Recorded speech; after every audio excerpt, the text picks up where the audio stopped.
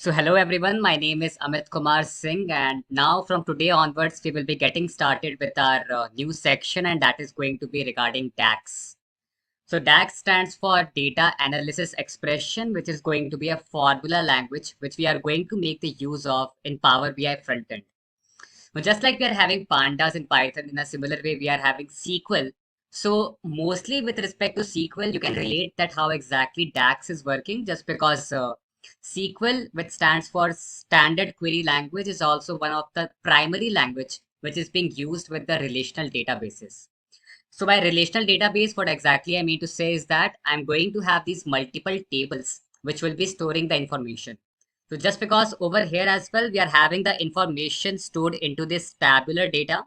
So that's why over here as well, we are going to make the use of the standard language, which is there in Power BI, and that is known as DAX, that is data analysis expression. So I am making the use of DAX similarly, just like we make the use of SQL so that we can calculate some important columns. We can calculate some important measure, and we can even create some tables, right? By making the use of group by clause, and by making the use of the multiple techniques or the multiple queries which are there in SQL, we used to come up with some important calculations. In a similar way, we will be making the use of DAX in Power BI so that we can calculate some new measures which will be used in Power BI, so that later on in the dashboard, we will be making the use of these important measurement so that we can perform some sort of aggregate operation. So in SQL, again, we came across the scalar function and the aggregate function, wherein the scalar function used to work upon the columns. So after applying an operation or after applying a function operation onto the given column, I can retrieve a new column which will be coming out as giving us the rows, which will be given on the basis of the operation that we have applied on each and every single row of the first column. So for example, if I want to retrieve column C2 from column C1, then I can simply go forward with the scalar function on column C1 itself. And then that specific operation will be applied on each and every single row of column C1. And then that will be helping us out to get each and every single row of column C2, right? So this specific operation that we are going to apply is going to be to calculate the new column, right? And this is something we used to known as this is something we used to call it as a kind of filtering operation as well. So whenever I'm going to calculate some new column, that is something I will be referring as a filtering operation. That's because the values that I will be deriving via calculating this new column, that I will be using for the filtering operation in my dashboard itself. But for example, if I'm calculating some important measurement, then that I will be using for the aggregate operation. So again, in SQL, we are having some of these aggregate function, like we are having sum function, we are having max function, min function, average function, we are having count function, we are having. So all of these functions which are there in SQL is something we used to refer it to as an aggregate function. So in a similar way in Power BI as well, we are already having these functions like sum, max, min, and average. But by making the use of DAX, we will be creating our own important measurement, or we can create our own important measurement, which will be helping us out to apply the aggregate operation in a new way. So I won't be calculating some important measurement like a sum itself. Like for example, if I'm calculating the sum of all of the rows which are present in the given column itself, and then if I want to multiply it by 2, right? So that specific value won't be there, or that specific kind of operation won't be there in Power BI itself, right? So we have to ultimately create these operations. We have to ultimately create these important measurement. And that is something we can create via making the use of DAX itself, right? And then we can create some new table as well via making the use of DAX, wherein just like in SQL, we are having this group by operation, which will be helping us out to group the categorical column values, so that again we can create some new table, wherein this new table will be completely dependent upon that what kind of group by we have applied with respect to which specific column value, right? So in a similar way in Power BI as well, we can come up with some new important tables via making the use of DAX itself.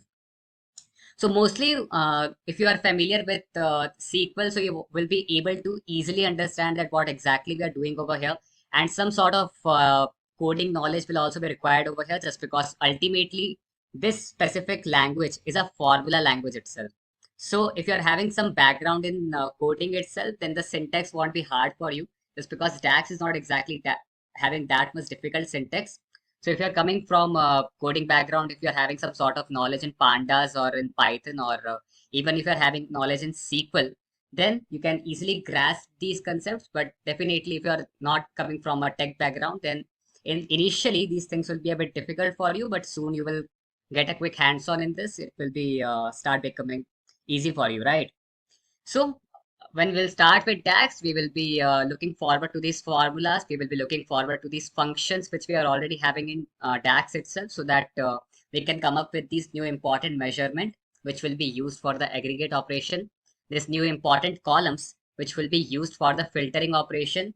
And then we can come up with some new important tables as well, right? So that is all we are going to discuss throughout in this section, that how exactly we can make the use of this formula language, so that we can come up with some new important columns that are new important calculations, which we can later on use in our dashboard to come up with some more important insights, so that data analyst and business analyst can look upon these insights as well, and then they can make some important business decision that will be ultimately helping the company out, right? So that they can expand their business, or ultimately grow their business. So this is what we are going to discuss in this section about this data analysis expression. And in the next video, we will be focusing upon that what exactly is the difference between the DAX code and the M code. As in the Power Query Editor, we were discussing about this M code, right? But in this section, we are discussing about what exactly do we mean by a DAX code. So the difference between DAX code and M code, we are going to discuss in the next video. And this was just the introduction about DAX. And now we will be meeting you in the next video with some important knowledgeable content. So thank you. All right, guys. So in this specific video, we are going to discuss about that what exactly is the difference between DAX and M code, right? So on the screen itself, we are showing you that how exactly the Power Query Editor looks like. So in the second section itself, we were discussing about the Power Query Editor, that how exactly we can apply the ETL operation, that is extract, transform, load. That operation can be applied in the backend of Power BI, right? So we were discussing that this extract, transform, load can be applied in an automatic manner in Power BI itself in the backend of Power BI, right? So when I'm going to apply any of the operation, like you can see that when I'm applying it, like first of all, I have gathered some data, then Power BI itself was promoting the header. And when Power BI was like initially when we were gathering the data, then the column was not exactly promoted as a header, right? And then Power BI itself identified that this specific row is going to be the column name over here. So it has identified the header, it has promoted the header, and you can see that as soon as we are going to apply, or as soon as any operation is being applied by Power BI, you can see on the screen that the code over here in this specific formula bar is getting changed, right? In a similar way, for the third operation, you can see that again, some operation is getting applied over here, some code you can see on the screen. So what exactly is happening over here? A data type is getting assigned with respect to each and every single column that we are having, right? So for the annual income, int 64 data type is assigned in a similar way for total children as well. We are having int 64 as the data type. Then for gender, we are having the type as text. So you can see that as soon as I'm applying any operation, or as soon as any operation is being applied over here, some code is getting shown on the screen in the backend of Power BI. And this code that you can see at the backend of Power BI is something we used to refer it to as a M code, right? So M code in Power BI will be used for extract, transform, load technique, wherein for starting with the extraction of data, then for the transformation of data, and then as soon as I'm going to apply any of the transformation operation, the information or the data will be getting loaded in the backend. So extract, transform, load, each and every single operation is getting applied in Power BI in the backend. And for applying these operations, we are making the use of a standard language, and that is M code, right? So this M code will be taking care of each and every single operation that we can go forward with in the backend, and mostly for the ETL operations, we will be making the use of it, right? So whenever you are writing any code, then you will be making the use of Power Query Editor in the backend of Power BI. But as soon as you're gonna start using some code in the front end of Power BI, then you can see now in the front end of Power BI, you can see that as soon as I'm going to click on any of the table, let me click on this customer lookup table again. And now you can see that we are having these four operations, right? This new measure, this quick measure, new column and new table, right? So as soon as you're going to hover onto each and every single operation, you can see that the kind of notification is being shown that you can write a DAX expression that calculates a value from your data via making the use of these specific tools, right? And this is what DAX language is. So whenever you want to come up with some new important calculations in the front end of Power BI, if you want to create some new column, if you want to create some new measurement, or even if you want to create some new tables, then you can make the use of this DAX language, right? So DAX, as the name states, it is data analysis expression. So it will be used for the data analysis operation only, wherein you can simply make the use of these functions. You can make the use of this language so that you can create some new measurement, you can create some new columns, or you can even create some new tables.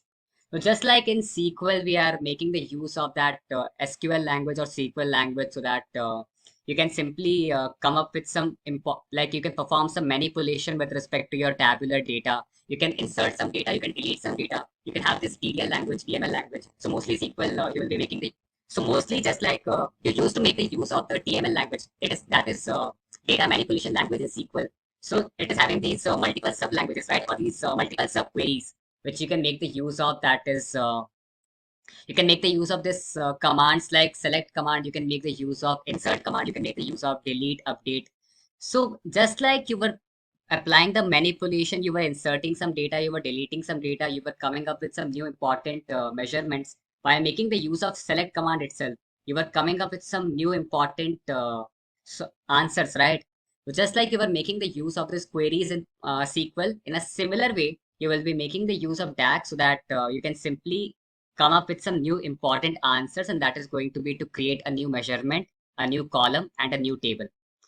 So whenever you are creating some new important analysis expression in the front end of Power BI, then that is something you will be referring as DAX. But if you're working in the back end, if you're working with these ETL techniques, then at that point of time, we will be referring to the M code, right? So there is also one thing about DAX, and that is DAX is concerned about the filter context. So we haven't actually discussed about the filter context up till now. In the last section, we were emphasizing somewhat upon that what exactly do we mean by filter context. But in this specific section, we are going to emphasize more upon that how exactly DAX is concerned about this filter context, right? And also one more thing we would like to show it to you over here, and that is the DAX query view. So in Power BI, initially before November 2023, we had these three options only, that is the report view, table view, and the model view. But after November 2023, we came across this new view, and that is a DAX query view, wherein via making the use of this view itself, again, you can create some new important measurement, or you can create some new important tables or calculations, right? So we will be exploring about this in the some previous in some further on sections, but in this specific section we are going to focus upon the standard language, that how I am making the use of these operations, we will be able to come up with some new important measurements or some important columns or tables, right?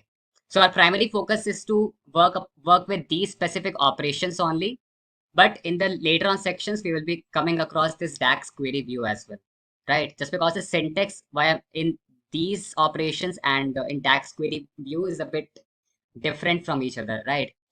So that's why in this section, we are just focusing upon these specific operations only, right?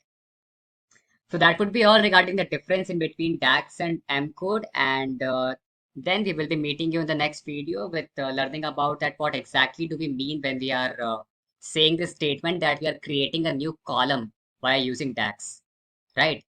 So we will be meeting you in the next video with discussing about these tools that we are having. And that would be all in this video. And thank you. All right, guys. So now we are going to navigate to our new important measurement tool, and that is a new column measurement tool, right? So on the screen itself, you can see that we are having this new column measurement tool. So one thing I can show you is once I'll click on this table, you will get to see that what all different kind of calculations we can come up with, right? Either we can come up with a new measurement, we can come up with a quick measurement, we can come up with a new column as well, or we can create a new table as well, right? So in this specific video, we are going to discuss about this thing, that how exactly we can calculate the new column based on what columns we are already having into our table itself, right? So you can see that into our sales data table, we are having one of the column as order quantity. So based on what value I'm having into my order quantity column, I will be coming up with a value for my new column that I'm going to create over here. So the new column that I'm going to create is going to be quantity type. All right, so this quantity type will be giving us the insight that whether if we are having multiple items for a given product key, or based on what value we are having for order quantity, or if we are having single item for the quantity type. So what exactly do I mean by is that if the order quantity's value is coming out to be as 1, then in my new column that I'm going to create as quantity type, the value for new column quantity type is going to come out as single item, right? So in this specific row, in the first row itself, just because the order quantity is 1, that's why in the first row of quantity type column as well that we are going to create. So in its first row, the value we are going to have is going to be single item. In a similar way, again, just because the value is 1 over here, so that's why again in second row, we are going to have the value for quantity type as single item again. But on the other hand, in this specific case, we can see, right? So in this specific case, you can see that into this specific row that I'm hovering, just because the order quantity is coming out to be as 3 over here, that's why the value for quantity type is going to be multiple items over here, right? So for this specific row, the value that I'm going to get for quantity type is going to be multiple items. In a similar way, over here as well, just because the order quantity is coming out to be as 2, that's why the quantity type again is going to be multiple items over here, right? So this insight we can already get over here that whenever I'm trying to come up with the values for my new column, so it will be completely dependent upon the row context, right?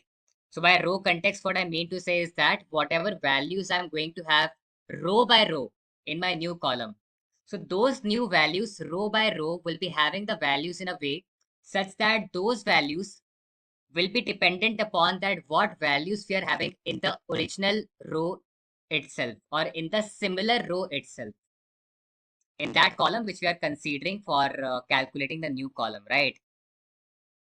So this is something we are going to discuss about in this specific video. And one more thing I would like to show you over here, and that is one more thing I would like to discuss with you guys is that the summarization or aggregate function won't work over here.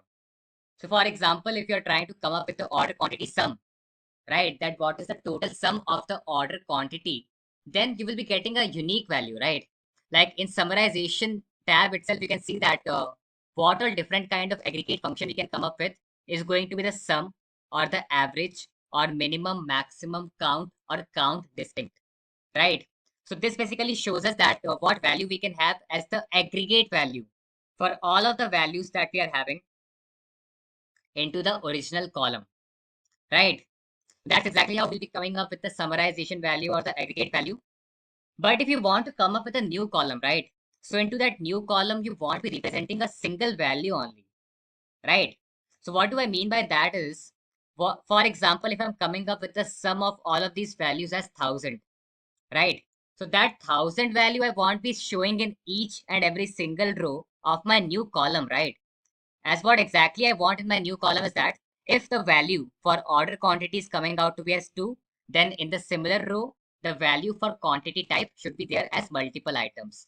But if the value for order quantity is coming out to be as 1, then the value for quantity type should be there as single items, right? So I want the value to be shown into my new column based on what value we are having in the similar row for the column that we are considering, right? So I don't want a unique value, but I want a value that should be reflected or that should be dependent upon the similar row value itself, right? That's exactly we are going to look into. That is what we are going to look into. And I will be showing you one of the example of the aggregate function as well, that if I'm going to apply the aggregate function, then what value I will be getting in my new column and how exactly it doesn't really make any sense. So that is something we are going to look into in this specific video itself. But first of all, let us finally create a new column, right? So for creating a new column, either you can click on one of the column, you can right click over here and then you can have this new column option, or you can already see that once I'll be clicking on one of the column, you can have this option of new column over here.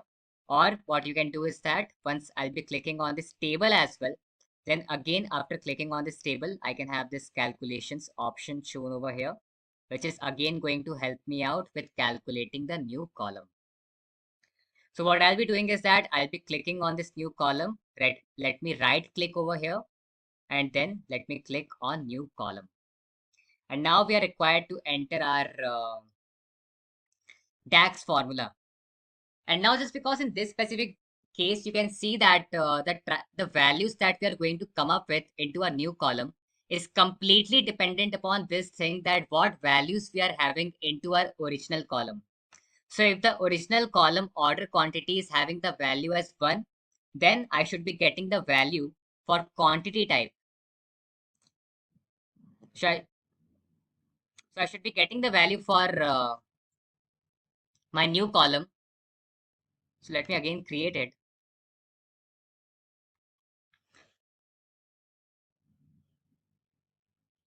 So for my new column, that is going to be there as quantity type. For this quantity type column, if the value for order quantity is coming out to be as 1, then in this specific row, I should be getting the quantity type as single item. But on the other hand, if the value for order quantity is coming out to be as 2 over here, let us consider that specific scenario. Then for the value 2, I should be getting the value for quantity type as multiple items. Right, so you can see that the values for our new column is dependent upon the values of an original column. That's why the kind of clause that we are going to make the use of is going to be if clause, or the DAX formula we are going to make the use of is going to be if formula, right? So let me write down if over here, and once I'll be writing the parenthesis, you can see that we are getting the syntax for if condition, right? So the syntax for if condition is being shown in such a way such that after if in the first parameter, I will be passing the logical test condition, that if this specific condition is coming out to be true, then this specific value should be shown. But if this specific condition is coming out to be as false, then this specific value should be shown, right? So I will be showing it to you just now, that what do I mean by that. But let me do one thing. Whenever you will be writing down the DAX formula, it's always quite advisable that you should write it in a more clear and concise way. Wherein, if you are going to revise this formula, then things will be more clear to you if you are going to leave some space in between, right? So that's why it's always quite advisable to not to write the whole formula into a single line only, but to write it down in multiple lines. And just for that, what I'll be doing is that I'll be clicking on this specific interface or on this specific place, and I'll be clicking shift plus enter over here, right? So I won't be writing enter over here, but I'll be writing shift plus enter so that I can simply move to the next line itself, right? So if now I'll be putting the condition that if sales data table order quantity is coming out to be greater than 1, right? Then what exactly I want the true value to be shown over here is that multiple items should be shown onto my new column, that is quantity type, right? So let me write the true value. But on the other hand, if the sales data table order quantity is not having the value greater than 1, that means the value can be equal to 1, it can be less than 1, then in that specific case, the value that should be there in my quantity type should come out to be as single items, right? That's exactly how I should create it. So now you can see the formula that we are having. Again, I should indent it in a kind of proper way so that things will be more clear to you. So you can see the formula that I'm trying to come up with a new column as quantity type. So now for this quantity type column, if the value for order quantity is coming out to be greater than 1, then multiple items should be shown onto this specific column. But if the value is coming out to be less than 1 or equal to 1, then single items should be shown into that specific row itself. So let me click enter over here. Let us see that what we are finally going to get once I'll be clicking on enter. And now you can see that we are ready with our new column, right? So now in this specific column itself, one thing you guys can notice is that whenever I'm having the value for order quantity as 1, then the value for quantity type is coming out to be there as single items. But I would like to show it to you in a way by this specific example, right? If I just scroll down, then you can see that whenever I'm having the value for order quantity to be there as 1, then the quantity type is coming out to be there as single items in my new column.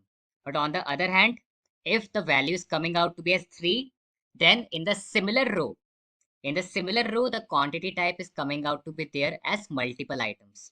So that is something what we mean by row context.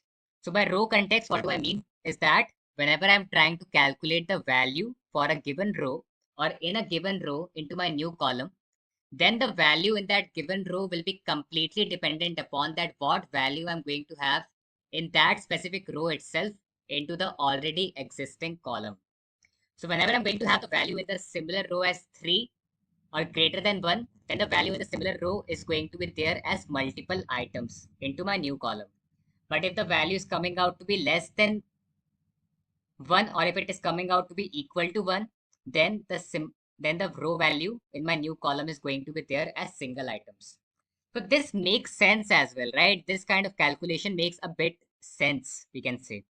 But if I'm trying to come up with a new column, let us say that if I just click over here, let me click on new column. So I'll be showing you the example that how exactly aggregate function doesn't really make any sense, right? So in this specific case, if I'm trying to come up with a new column wherein I'm applying a aggregate function as sum, and then for my sales data table, order quantity, I'm trying to calculate that what exactly is the total sum of all of the values that I'm having into my order quantity table, and that I'm representing into my new column. Then you can see that I'm getting the value for the overall sum of all of these values for that overall column, that is order quantity. But into each and every single row, I'm getting the value as a similar value only, right? Like if I just scroll over here, then you can see that the calculation like quantity type makes a bit sense. As whenever the order quantity is coming out to be as 1, then the quantity type is single item. Whenever the order quantity is coming out to be greater than 1, then the quantity type is coming out to be there as multiple items. But in each and every single scenario, when I'm trying to come up with this column value, then it is coming out to be same in each and every single row, right? Which doesn't really make any sense. So that's why coming up with an aggregate function doesn't really play any kind of crucial role into our calculations of the new column, right? And that's why we should always avoid it. We should always avoid making the use of the aggregate function calculation whenever we are trying to come up with a new column calculation. So that is something we can look over here whenever we are trying to come up with a new column, and that's exactly how you can come up with a newly created calculated column from your side, right? So that would be all with the calculation of the new column, and let us meet in the next video with some more important insights. So thank you. All right, guys. So in this specific video, we are going to discuss about what exactly do we mean by this new measure tool. So this new measure tool is being used for coming up with the DAX measure, which we will be making the use of if you want to come up with a newly calculated value, right? So in the last video itself, we were discussing about that how exactly this new column option used to work, wherein this new column will be applying an operation onto each and every single row. And after applying the operation onto each and every single row, we can extract a new column, wherein into my new column, each and every single row value will be based upon what operation I have applied into its similar row value itself, right? So that was something we were discussing in the last video, that how exactly this new column option used to work. So now in this specific video, we are going to emphasize upon that what exactly do we mean by a new measure, right? So as I have told you before that we will be making the use of new measures, so that measures are going to be these DAX formulas, which will be helping us out to come up with a newly calculated value, right? So for example, over here itself, you can see this operation over here.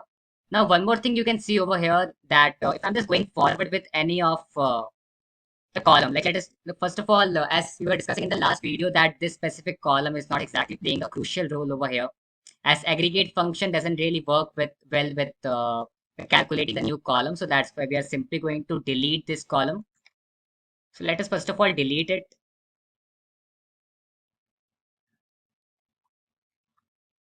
And now once we are done with that, then we will be looking into that how exactly these specific operations are working. Like if you just click on one of the column itself, then you can see that there is an option that we can see, that is the summarize operation, right? So let us just go with this specific column itself, that is giving us the insight about the order quantity. So now this order quantity is having this operation of applying summarization, right? The summarization is having these multiple operations, like we can go forward with sum, average, minimum, maximum, count. So these operations, that is the summarization operation, is nothing but the aggregate operation.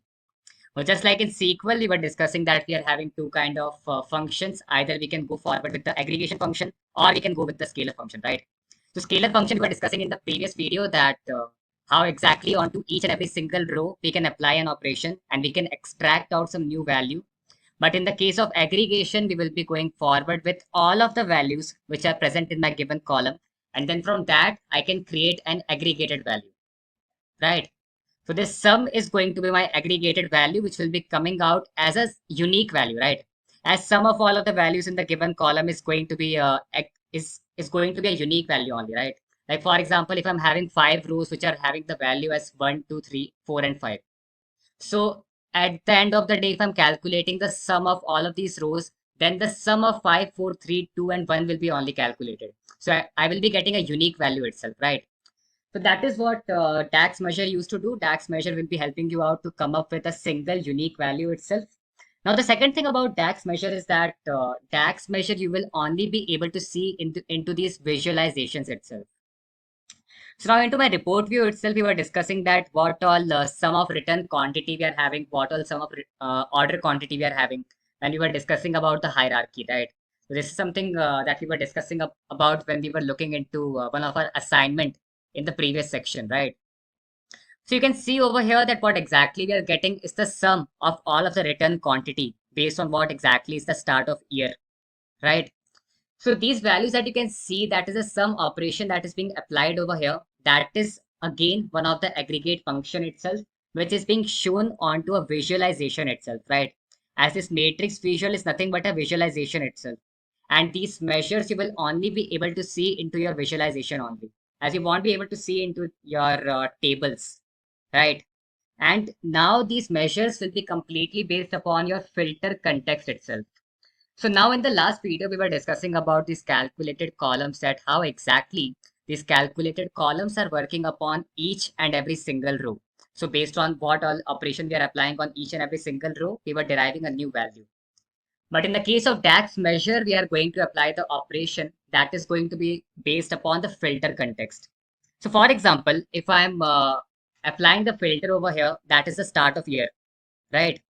So start of year is going to have these multiple categories, right? Like these multiple categories or these multiple groups, you can say.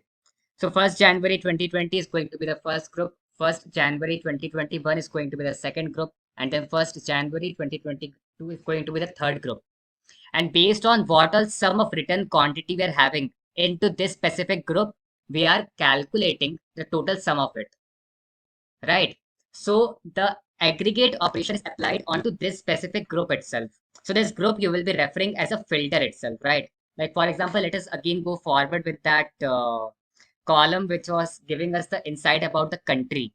So now into my each and every single country, if I'm interested in getting the idea about the total order quantity, or if I'm interested in getting the sum of all of the order quantity, then I will be applying the sum value in such a way such that with respect to all of the order quantity I'm having in India itself, so with respect to India filter, I will be calculating the total sum.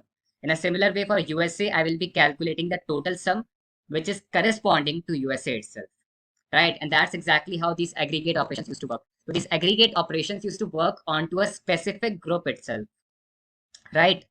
So these groups you can consider as a filter only, and that's why these group contexts or these filter contexts are one at the same thing. So whenever you are going to apply these aggregate operations, you will be applying them onto these visuals only, and they will be applied onto these multiple filters itself, right? Like the continents, onto each and every single continent, you can get the value. Onto each and every single country, you can get the value, right? So that's exactly how these aggregate operations used to work. So again, knowledge of group by if you're having in SQL, understanding about these aggregate measures won't be a difficult part for you. And that is all about that. What exactly do we mean by a DAX measure? So just this basic idea you can get from your side that these DAX measures are going to be the aggregate operations, which are like the aggregate functions we are having in SQL, and then they will be applied onto a particular group, and then they will be giving you a single value itself, like a single value like 86 for 1st January 2020. 770 is the single value for this specific group. This specific value is the single value for this specific group, right? That's exactly how these DAX measures used to work. So in the further videos, we will be looking into that how exactly we can come up with these DAX measures. In this specific video, we have just given you a kind of brief interview, a brief introduction about it, right? So that would be all regarding the DAX measures, and we will be meeting you in the next video with some new, more important insights, right? So thank you. All right, guys. So in this specific video, we are going to discuss about that what exactly do we mean by the difference in between the implicit measures and the explicit measures. So on the screen itself, you can see that we are having this option of new measure and quick measure, right? So whenever you are going to make the use of these tools that you can see on the screen, that is the new measure. So at that point of time, and mostly while making the use of this new measure option, you will be going forward with creating an explicit version itself. But if you're going forward with the measurements which are already there in Power BI, which are like the inbuilt aggregate operation. So whenever you are going to work with these inbuilt aggregate operations, then at that point of time, you are going to work with these inbuilt measures, right? Or these implicit measures. So this inbuilt or implicit are one at the same thing. And whenever you are going to create your own measure, then that is being referred as an explicit measure, right? So whenever you are going to drop any of the numerical field, like in this specific scenario, you'll get to see that the numerical field that we were having initially was the sum of return quantity, sum of order quantity.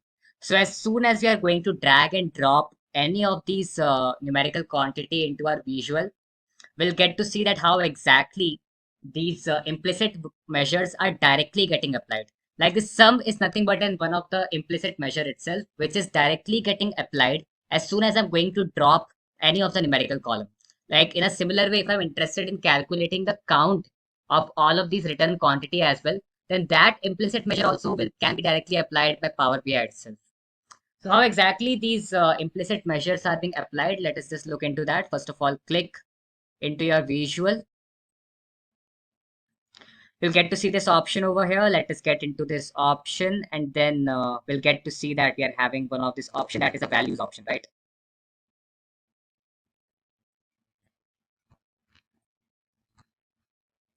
So in this values option, you can see that it's being shown to us that the sum of return quantity is being shown over here, right?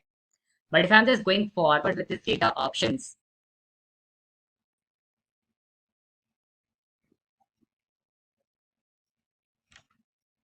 or if I'm just right clicking over here, so on right clicking, you'll get to see that we are having these options like sum, average, minimum, maximum, count value. So all of these operations that you can apply over here is nothing but the implicit measure itself.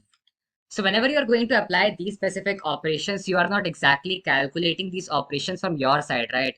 You are not exactly making the use of some formula so that you can come up with the sum of all of the values which are present in my specific filter, that is the 1st January 2020, right? So you are not exactly getting into that. You are just making the use of these operations which are already built in Power BI. So that is something you will be referring this to as the implicit measure. So whatever measures you can see over here that is implicit in Power BI or that is inbuilt in Power BI, that you will be referring this as implicit. But if you are making the use of DAX from your side to come up with some new important measures, then that you can call it as an explicit measure, right? So let us get into that how exactly we can create a new measure by making the use of these formulas by using DAX. So for that, we will be again calculating the sum itself. We will be going forward with the formula and how exactly the sum formula used to work. And then from that, we will be coming with our explicit measure, right? So now if I'm just because I want to create this explicit measure into my sales data itself. So you always have to make sure about one thing that in whatever table you want to create your measure, you have to click on that specific table itself. So for example, if I want to create my explicit measure on the table itself, then I will be applying that onto this returns data, then I will be clicking onto this returns data table itself. But just because I want to create a new measure in my sales data table over here, that's why I'm going to click over here, and then you'll get to see this option that is new measure. So either you can go forward with this option or you can simply right click on your table and you get to see that you're again having one of the operation that is new measure operation, right? So let us go forward with this specific operation itself, and that is new measure operation. As soon as you're going to click on this new measure, you'll get to see a new icon that will be shown over here. One more thing you can see over here, that is this aggregate operation or this summation operation, right? So we will be discussing about this thing as well, that what do we mean by this summation operation. But let us just first of all look into this newly created measure that which has been shown on the screen, right? So you can see a kind of calculator kind of icon, right? So this calculator kind of icon will be showing you that now you are going to work with your new measure that you can work with in your this specific table itself. Right. So measure is being shown as the name of this specific measure just because we haven't renamed it again. Before equal to sign, whatever name you are going to provide, that name will be given to over here as well. Just because over here we are trying to calculate the total order quantity. So that's what I'm going to name over here.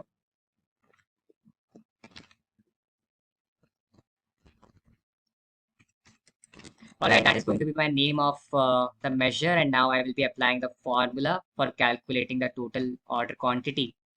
So as I was telling you that sum is one of the aggregate function that you can make the use of if you want to go forward with creating a measure. So we'll be making the use of this sum function itself. You have to open the parenthesis. You have to always, you can simply write whatever your parameters are into the next line. Each and every single parameter you can specify in your next line itself to make it more readable. That is what we are going to do. Shift plus enter. I'm going to click. I will make sure that my formula is inlined, right? That is something I always have to make sure from my side. So now your table you will be entering into a single parenthesis. So just because you are interested in the sales data that you will be entering, and then what exactly we are interested in is the total order quantity that we are having. That I will be going forward with, and I need to calculate its sum. So again, shift plus enter, close the parenthesis. You have now wrote the complete formula for calculating the sum of the complete order quantity you are having. And then the name you're giving it as total order quantity. Press enter, you'll get to see your new measure that will be created in the sales data table itself. So it will be taking some amount of time based on how fast your Power BI engine is. So based on how fast your laptop is, on that basis, your entire calculation speed will be dependent upon. Now you can see over here, we are having this newly created measure, and the name of this measure is coming out to be as total order quantity. So over here as well, I'm trying to calculate the total sum of sales data itself, right? So what exactly I should see over here is going to be this sum over here, right? Like a similar sum value that I can see over here, that similar thing I can see if I'm going to drag this measure over here as well, right? Like let me show you what exactly do I mean by this. So into my value section, if I'm going to add the data, and that is going to be the newly created measure that I just came up with. So if I'm just going to check it, on checking it, you'll get to see the values. So you can see the similar values you're getting, right? So this explicit operation that you have created from your side is also performing the same operation that your implicit operation was performing, that is to calculate the total order quantity or the sum of order quantity with respect to your filters that you're having over here. One more great thing about explicit measure is that in your implicit measure, you are just simply calculating the sum, right? But what if you want to divide the whole sum by 2? So that is also something you can do in your explicit measure, right? Like for example, if I'm just going forward with this and I'm just dividing it by 2. And now if I'm pressing enter,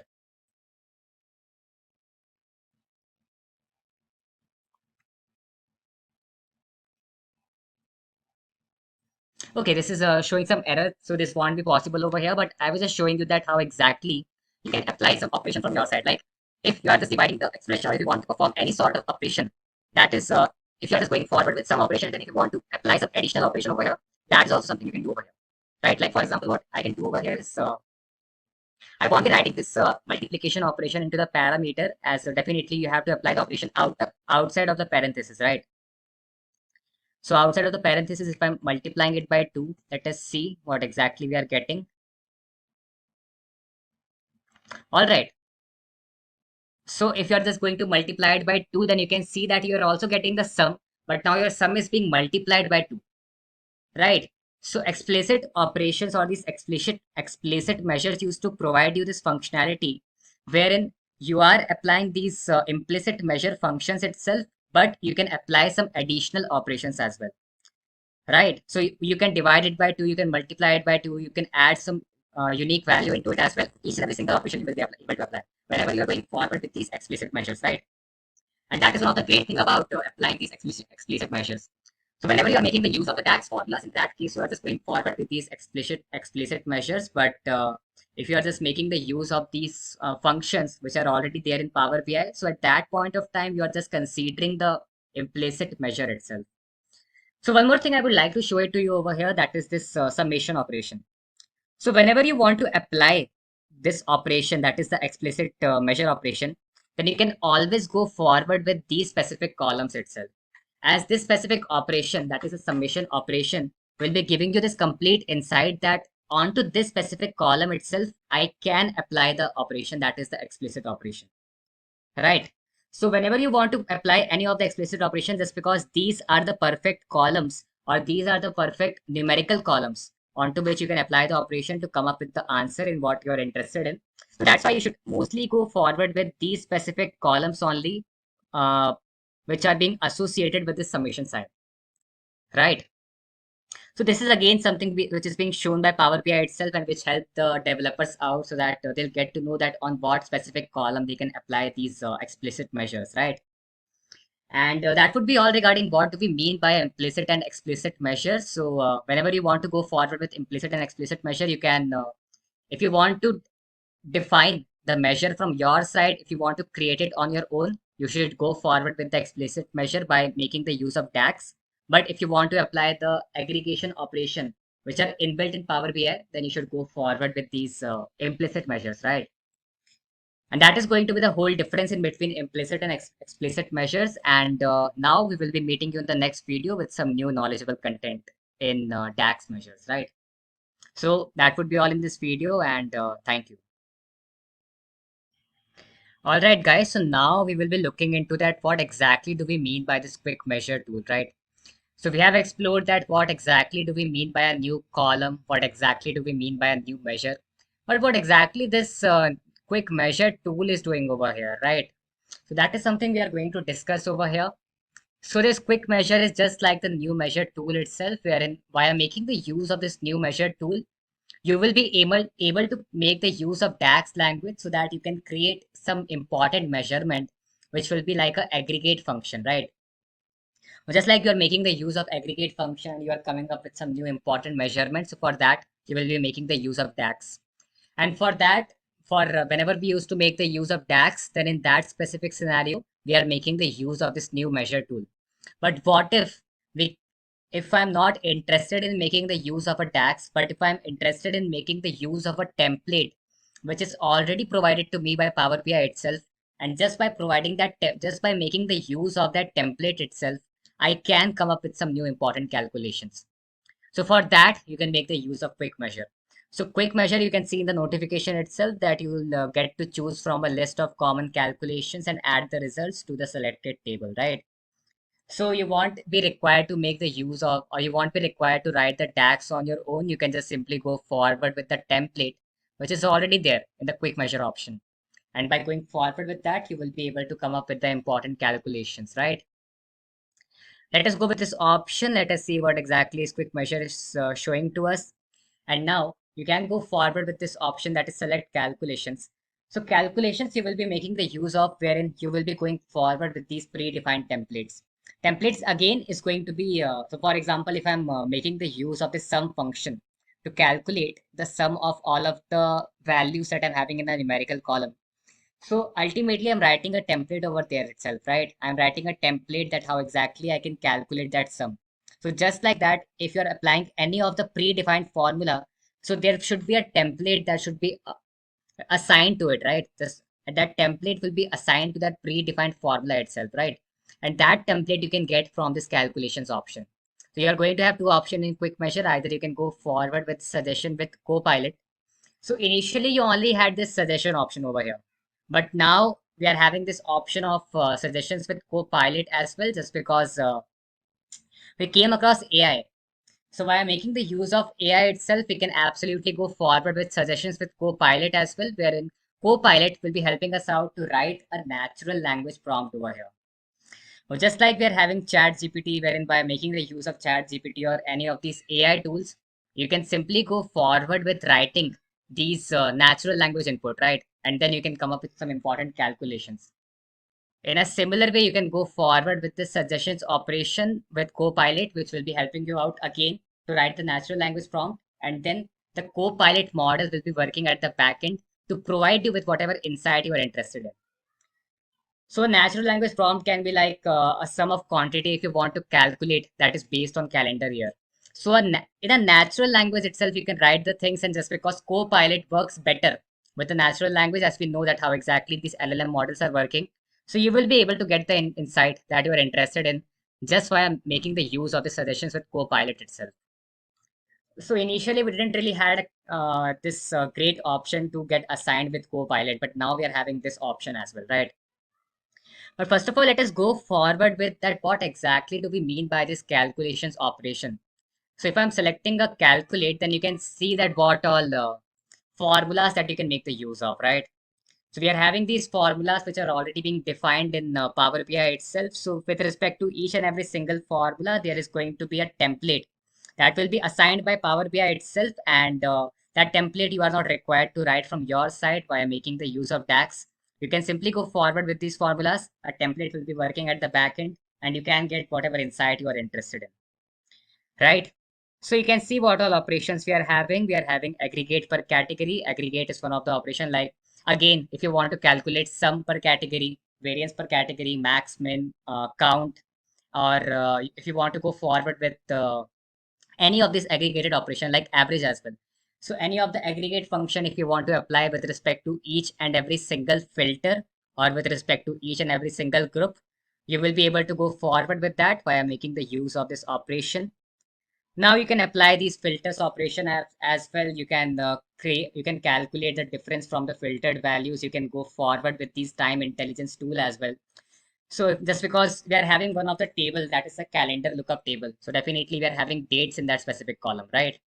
So whenever you want to work with these columns like year to date and then month to date, so all of these tools, if you all of these formulas, if you want to go forward with, you can go forward with it, right? And the totals, if you want to calculate totals for category, mathematical operation, if you want to apply, like for example, with respect to a column, if you want to add some values into that, right? Then again, you can apply these mathematical operations. And then with respect to the text data as well, you will be able to apply these operations, which is there in calculations. So many number of operations are there, right? And you are not required to make the use of DAX language to make the use of these operations. As already there is going to be a template that will be working at the back end to provide you with these important calculation solutions, right? So this operation you can have first of all, and then you can go forward with suggestion with Copilot. But initially you had this operation wherein you can directly go forward with natural language. But right now at this point, just because you are making the use of Copilot at the back end, so at this point of time, there is an option that is sign in. So if you are working in an industry, if you're working in a company or organization, and if your organization is having the access to the upgraded version of Power BI, then you can simply go forward with the sign in operation, and then you can simply turn on your Q&A. That is what this chat, it is like a chat GPT model itself, but you are required to sign in over here. So if you're not work just because you are not working in an industry or organization at this point, so at this point you won't be able to make the use of it. But if you're working in an industry, you can definitely go forward with your credentials to sign in over here to get to see that how exactly you are able to derive the insights based on the natural language itself, right? So in the future videos, we will be I will be doing the sign in from my side just because I am having the ID or the credentials for working with working with the organization ID. But if you're not exactly having that credentials, it is completely fine. You can just have a look over it that how exactly the things are working when you're having this proper credentials. And if in future, if you're getting the credentials, you can also go forward with these operations, right? So up till now, we have just gone forward with this quick measure. You can definitely check this out from your side as well to come up with some important answers. Suggestion you won't be able to go forward with at this point, but calculations you can definitely go forward with, right? But this is what quick measure is being used for. So now we have explored about new calculation, new measure, quick measure, but we haven't explored about that how exactly we can create a new table, right? If I'm clicking on a table, then you'll get to see that we are having this new table operation as well. So we haven't actually explored it yet, and we will be exploring it in the further videos. But in this video, we are done with what exactly do we mean by a quick measure, and that would be all. And now we will be meeting you in the next video with getting the idea about the that what exactly do we mean by a new table, right? That would be all in this video, and thank you. All right, guys. So in the last video, we were discussing about that what exactly is a quick measure, and now we will be focusing upon our last tool, and that is to measure a table. So we have discussed about that how exactly we can create a new measurement, we can create a new table, we can simply go forward with a quick measure as well. But at this point, we are going to discuss about that how exactly we can go forward with this new table operation, right? So we have explored about these three tools already. Now it's time to discuss about this specific tool. So it is showing us a notification that you can write a DAX expression to create a new table. That is what we are going to do in this video. So why exactly we used to create this table when we are already having the rest of the tables, right? As already we are having the required data into our CSV files or into our tables which are there, then why exactly there is a need to create this new table? So whenever you are making the use of DAX, you are ultimately creating a new measurement, right? You are creating a new measurement from your side via making the use of DAX language. And when you're making the use of DAX language to create these new measurements, you can perform a step from that side, from your side, and that is to keep all of your measurement into this newly created table itself. So you can simply go forward with creating a new table, and then after creating that table, you can keep all of your measurements into that specific table itself. So that whenever you're required to apply the filter onto all any of the numerical column, then you will be able to apply that filter directly by looking into your newly created table itself, right? There is no such need to keep the new measurements into some specific tables which are already having some data. So we don't really need that, right? Like into your sales data table, you might would have seen that we created this new measurement that is total order quantity. But there is a point to keep this into our already existing table.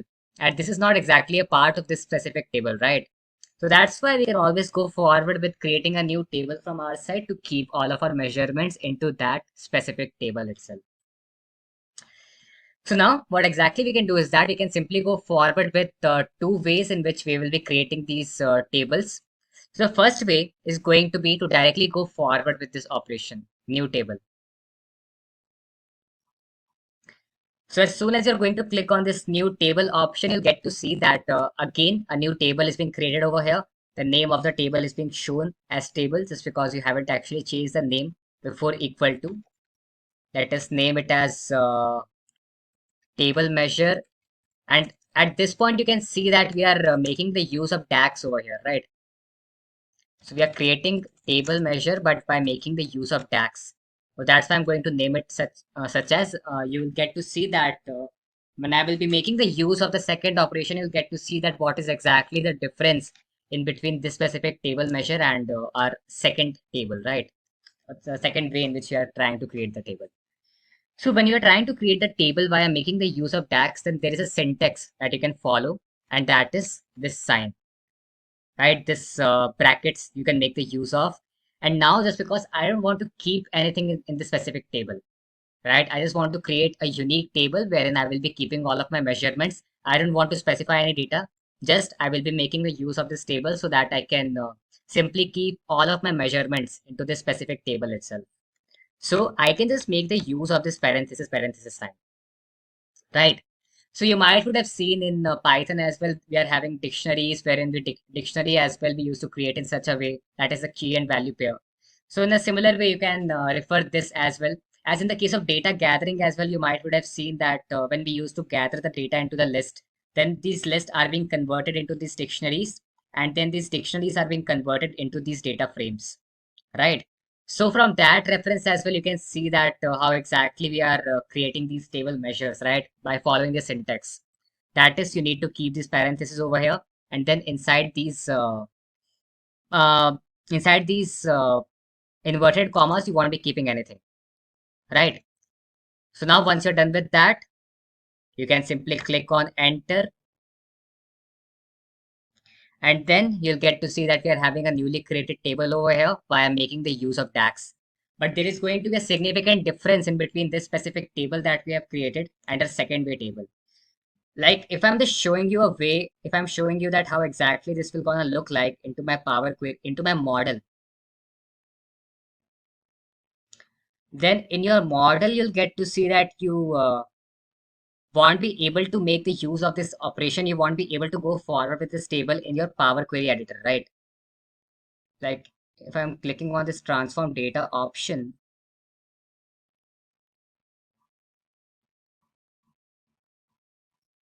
so in a transform data table, you can see that you are not exactly able to see that your newly created table over here, right?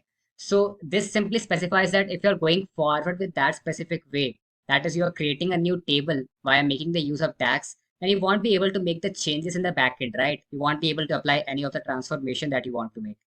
And that's why it's always required, or it's always advised to go forward with the second way to create the table, and that is why I'm making the use of this enter data option. So this is going to be the second option that we will be going forward from our side as well, and this is mostly being preferred if you want to create a new table, right? As directly you can create a table, there is no such requirement to write the whole coding part and everything, as you will be getting the similar table as well. Just because with respect to our use case, we just want to create this new table to keep all of our measurements into a single folder itself, right? So we can go forward with this option. I will be going forward in my home tab. Home tab is having this option that is to enter a data. Now this will be helping me out to create my new table. So now what exactly you can do is that you can simply rename your column if you want to. I can rename it as measures. You can simply right click over there. Now you have renamed your column. You can simply add your columns. You can delete your columns. There is everything you can do from your side. You can delete it as well, right? You can add some rows as well. So this you are making basically by making the use of this interface, again, you can create a table itself. So there is no need to write the code from your side, right? And then you can rename this table as well. Let me keep it as measures table measures. Just because I haven't created it with DAX, so I won't be using this table measure DAX over here. So let me write table measure over here. Now, if I'm clicking on load,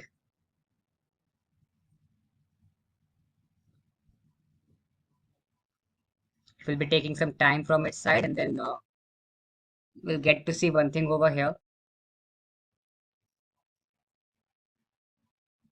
First of all, it is taking some time to get loaded into my model.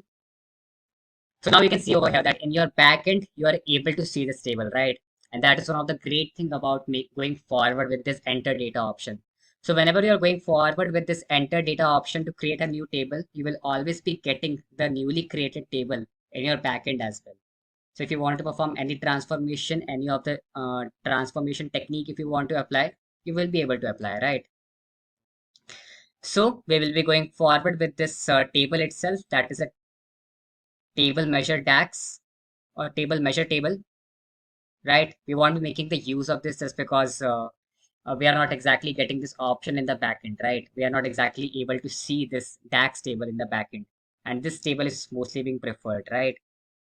So you can simply delete this table as well if you want to. Delete from model.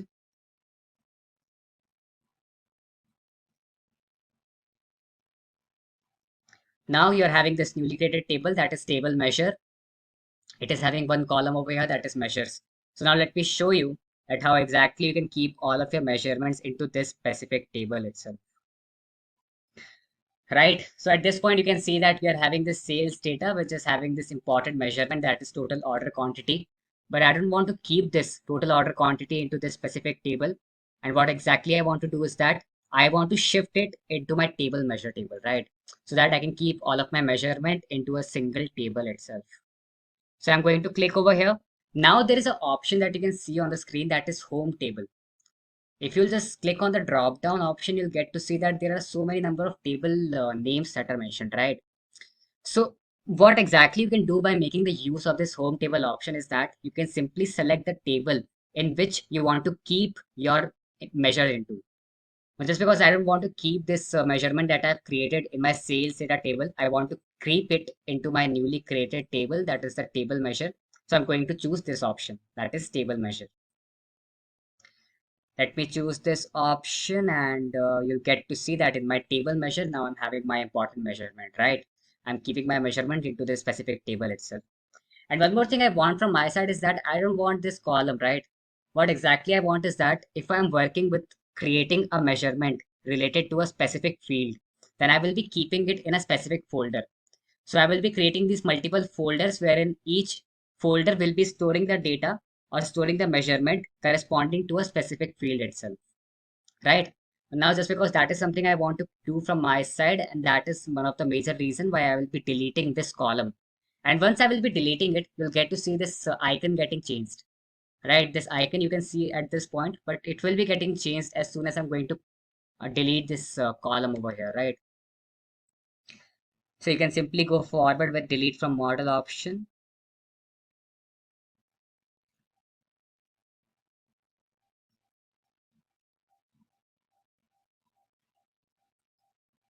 Let me go back into my table measure table, and now you can see on the screen that the icon has changed.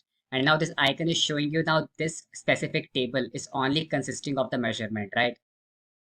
So whatever measurement you are creating, just this specific table is only concerned about keeping a measurement into one specific place itself. So whenever it is being required, that measurement is required to apply on any filter, then we can simply go forward with it, right? So now once you're done with this, you can even go forward with keeping it in a single folder itself. We can work on that as well.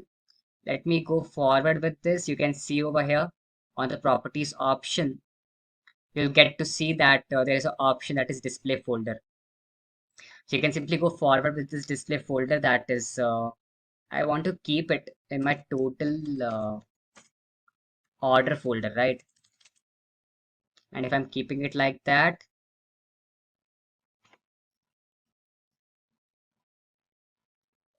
you'll get to see that in my total folder, first of all, you have to write the name and then you have to click on enter.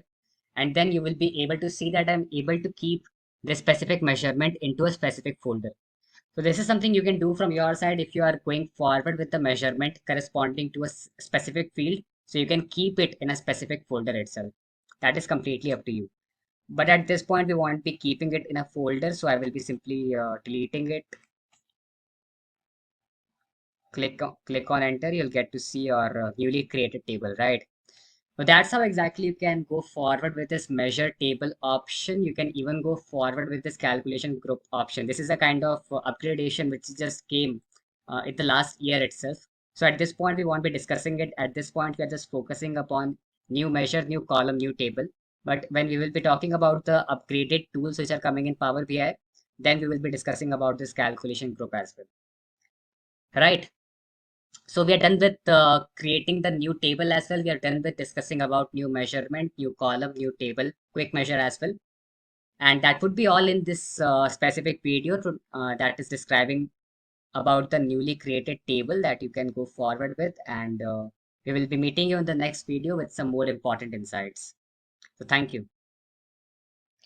All right, guys. So in this specific video, we are going to discuss about our new topic, and that is going to be filter context. Right. So in the previous videos, we were discussing about this topic that there is something that is filter context in DAX that we have to understand. So I think it's very important to get to know that what do we exactly mean by filter context if we are working with SQL. Just because whenever you are trying to create a new measurement in Power BI, so whenever you are going forward with this, you always need to get this idea that what do we mean by filter context, right? Just because in when we are going to build our dashboard as well, then while building our dashboard, we'll get to see that what exactly do we mean by filter context. Just because at that point of time, we are going to look forward to the change in the value of the stable measurement based on what filter I'm applying. And at that point of time, we'll get to see that what do we exactly mean by filter context. So practically we'll be able to see at that point of time as well, but just because we need to get a proper idea before itself that what do we mean by filter context. So that's why we'll be showing you that what do we exactly mean by filter context by relating it with respect to the SQL queries. So let me write a SQL query over here so that you'll get to know that what do we exactly mean, and then we'll jump back into this specific matrix visual that you can see on the screen, right? So let me write a SQL query wherein I'm selecting a name and a salary. Let us go forward with a table which is giving us the details about the employee salary, right?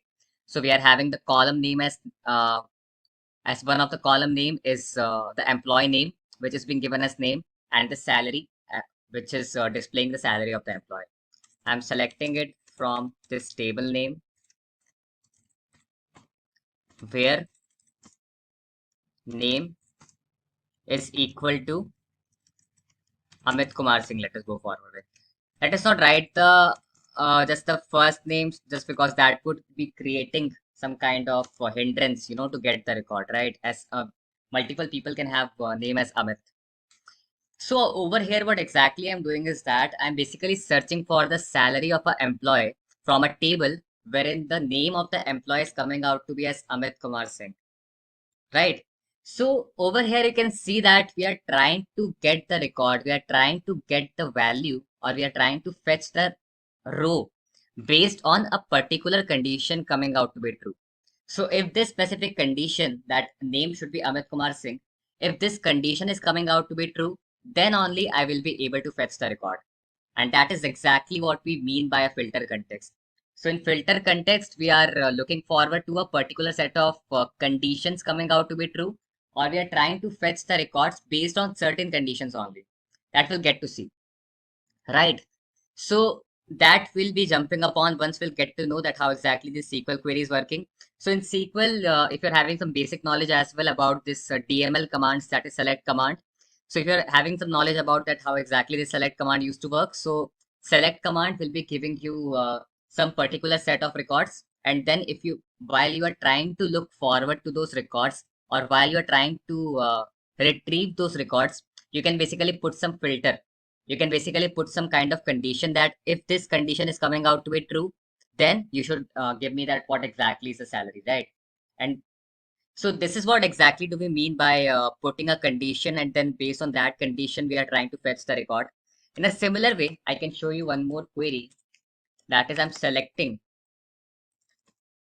a country name. So I'm having one of the table which is giving me the details about country name, and I'm having a column in that table as well, which is giving me the insight about the total orders that are there.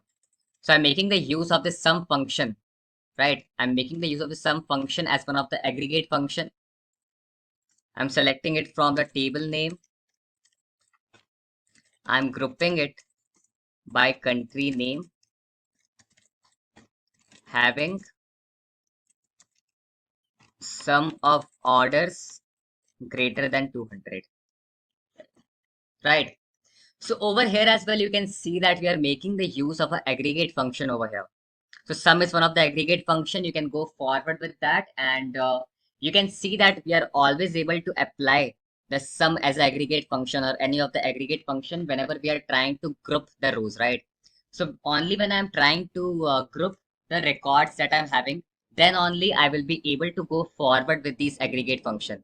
So any function you are making the use of, that is average, sum, max, min, count, you will be able to apply these functions, these aggregate functions, only when you are grouping the rows. So only when I'm grouping the tables, or only when I'm grouping the rows which are present in my table based on the country name, then only I can basically put a condition with respect to this aggregate function. So what condition I'm looking forward to is that if if I'm having around 10 to 15 number of countries, right? But out of these 10 to 15 number of countries, there are going to be certain countries from where I'm not exactly getting the number of orders greater than 200. Let us go forward with 2000, right? That seems to be a kind of normal number.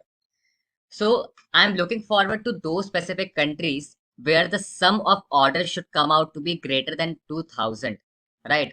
So all of those countries where the sum of orders is not coming out to be greater than 2000, so that will not be shown into my final set of records, right? So out of the 10 to 15 number of countries, if I'm only interested in those 7 to 8 countries from where I'm getting the sum of orders greater than 2000, so only that specific countries I will be able to see, right? Just because you're putting a certain condition over here. And that is what filter context is. So whenever you will be applying this filter context, you'll get to see that if a certain condition is coming out to be true, then only you will be able to see the records, right? So whatever values you will be able to see on the screen, that will be completely based upon that whether if this specific condition is coming out to be true or not, right? So in the SQL query, we have already seen that how exactly the sum of orders is coming out to be greater than 2000. Only then you will be able to see the country name. And then you will be able to see in the next corresponding row as the sum of orders it is having. I mean, definitely it is going to be greater than 2000 only, just because I have put a filter over here, right? By putting this condition. And in a similar way, when I was showing you in the first query as well, that when the name is going to be Amit Kumar Singh, then only will be able to see that what exactly is going to be the corresponding salary of that employee, right? So with this example, you can see over here that we are having this filters operation over here, right? So in Power BI as well, we are going to have this filters operation wherein what exactly you can do is that you can simply apply a filter on this page. So for example, if I'm interested in looking forward to the sum of return quantity, sum of order quantity with respect to these groups. So I've already shown you that how exactly you can apply the group by clause so that you will be able to see these records, right? So if this group, that is United States as my country name. So if I'm interested in the sum of return quantity or sum of order quantity, let us say, well, just because this order quantity is being given on the basis of the year that is there as 2020, 2021, and 2022. But if I'm only interested in looking forward to the sum of order quantity in the year 2022, then that filter I will be able to apply over here, right? I can simply go forward with applying the filter that I'm just interested in looking forward to the order quantity that is in the year of 2022. So again, I will be putting a filter over here, and then I will be able to see the change in the value that that this specific value, that is 29,823. From this specific value, I will be getting a new value which will be giving that will be based upon the year as 2022 itself, not based upon the year that is 2020, 2021, and 2022, right? So that's exactly how filter used to work. So in the case of filter context, what exactly we'll be doing is that you will be putting some kind of conditions that if the condition is that, so the condition I'm putting over here is that the year should be 2022, and then I should get the value over here, right? At this point, what condition I'm putting is that the country name should be United States. So if the country name is coming out to be as United States, then I should get the sum of order quantity. So what exactly Power BI engine will be doing at the backend? It will be searching for all of the country name wherein it is coming out to be as United States. And whatever is going to be the corresponding order quantity, that order quantity will be getting summed up, right? So if row 1 is having United States and if it is having the order quantity as 2, then if row 4 is having again country name as United States and if it is having the order quantity as 4, then 2 and 4 will be getting added together. And then if row 7 is again having United States and if it is having the order quantity as 7, then 6 plus 7 will be getting added over here, right? So that's exactly how the filter used to work. So filter used to simply remove the rows which are not exactly coming out to be true as per the condition we are putting, and only those specific rows which are following the proper condition. So based on those rows itself, we can fetch out some records, right? And that's exactly how this filter context used to work. So this filter context will be definitely looking forward to when we will be going forward with our building the dashboard techniques, and definitely in this particular videos as well we'll get to see that how exactly these values are working, right? Like for example, when I was trying to calculate this total order quantity over here, so at that point of time I was just making the use of a sum formula. So I was not exactly looking forward to that I want to calculate the sum of order quantity based on the year United States or Australia or Canada. But when I basically made the use of this specific column that is country, and then when I dragged it into my row section, then I got to see the change in the value, right? I got to see the change in the value for the sum of total order quantity, right?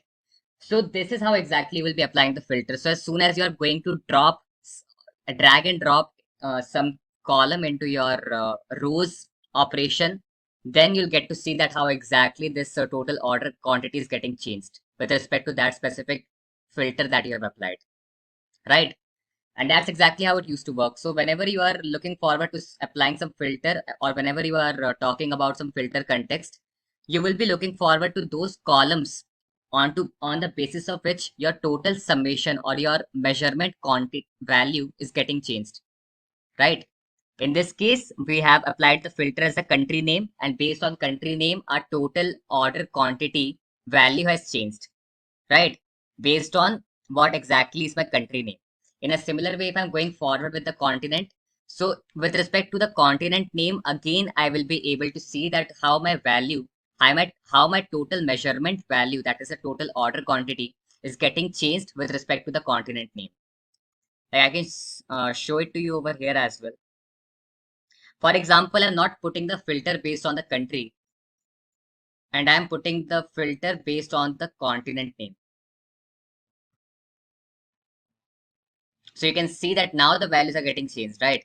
So now the total order quantity I'm getting, or let us go forward with this. What exactly I was doing over here, I was trying to twice the value of the sum of order quantity when I was trying to calculate this specific column, right? So you can see that now my value, that is total order quantity or the measurement value, is getting changed when I'm changing the filter. So at this point of time, I'm not exactly looking forward to the filter that is based upon the country name, but I'm trying to apply the filter based on the continent name. So as soon as you're going to change the filter, you will be able to see the changes in the value of your measurement, right? And that's why we can say that the measures are always being evaluated based on the filter context, and by which you can say that it will be getting recalculated whenever the field or the filter around them change.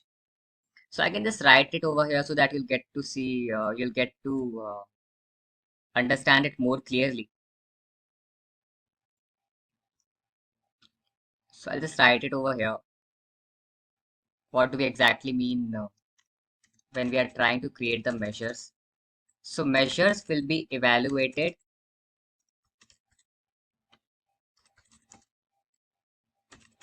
based on filter context itself. Filter context is going to be your specific column that you are going to drag and drop in rows. And based on that, your measure value will be calculated, which I've already shown you by the example of continent name or country name, right? So measures are evaluated based on filter context, which means they recalculate whenever the field or filter around them change, right? So as soon as you're going to change the filter, as soon as you're going to change the filter from country to continent, you will be able to see the change in the value of your measurement, right? As soon as you're going to change the, uh, let us go forward with the filter from country to region. Again, you will be able to see the change in the value of your measurement. That is total order quantity, right? So that's exactly how filter context used to work.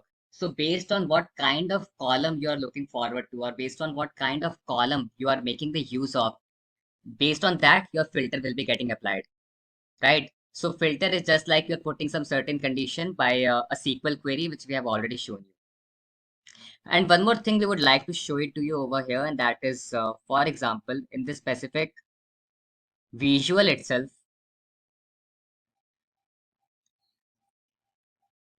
you can see that, let us go forward with the region. We haven't shown you with the region, right? Yeah, so in the region, if you can see one thing over here, and that is this specific value that you're getting as 1828, that won't be getting reflected based on what exactly the filter context you're applying, right? Like the total order quantity, that is completely dependent upon based on what filter you're applying over here. So at this point, you're applying the filter as the region name. So if the region name is coming out to be as Australia, so then you will be calculating the total order quantity. If the region name is coming out to be Southwest, then this is the total order quantity you're getting, right? As the twice of order quantity. That was the condition I was putting, right?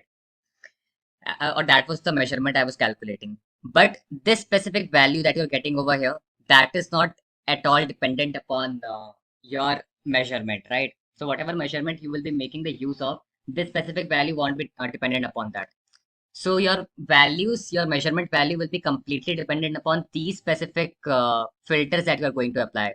But your total summation won't be dependent upon that. So this is something you always have to note from your side, right? So this is what exactly your filter context is going to be. So based on whatever column you are making the use of, or whatever your column values are going to be, your total measurement value will be getting changed with respect to the column values you are going to have, right? So that's exactly how you can apply the filters. You can basically look forward to the change in the value of your measurement based on what kind of filter you are applying. And then on the basis of the kind of filter you are applying, or on the basis of the kind of column you are making the use of, you will get to see the changes in the value of your measurement.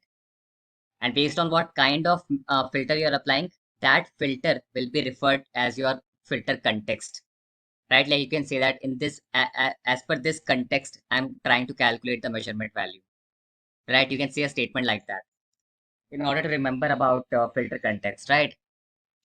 So that would be all regarding filter context. So you can definitely rewatch this video, just because this understanding about filter context is definitely important. Just because whenever we are going to get started with building a dashboard as well, at that point of time also you will be able to see that how, by applying certain filters, right? How by applying these certain filters, that is region name or whatever filter you're applying, you are able to see the change in the value of your measurement, right? So that's why you can definitely revise this video, so that when we will be discussing about filter context at that point of time, so at that point of time it won't be a bit difficult for you to get to understand these things, right? So that would be all regarding filter context, and we will be meeting you in the next video with some more knowledgeable content, right? So thank you. All right, guys. So in this specific video, we are going to discuss about the DAX syntax and the operators we are having in DAX, right? So if you're coming from a background like from Python background, if you're coming, then you will be having some insight about that what all operators you're having.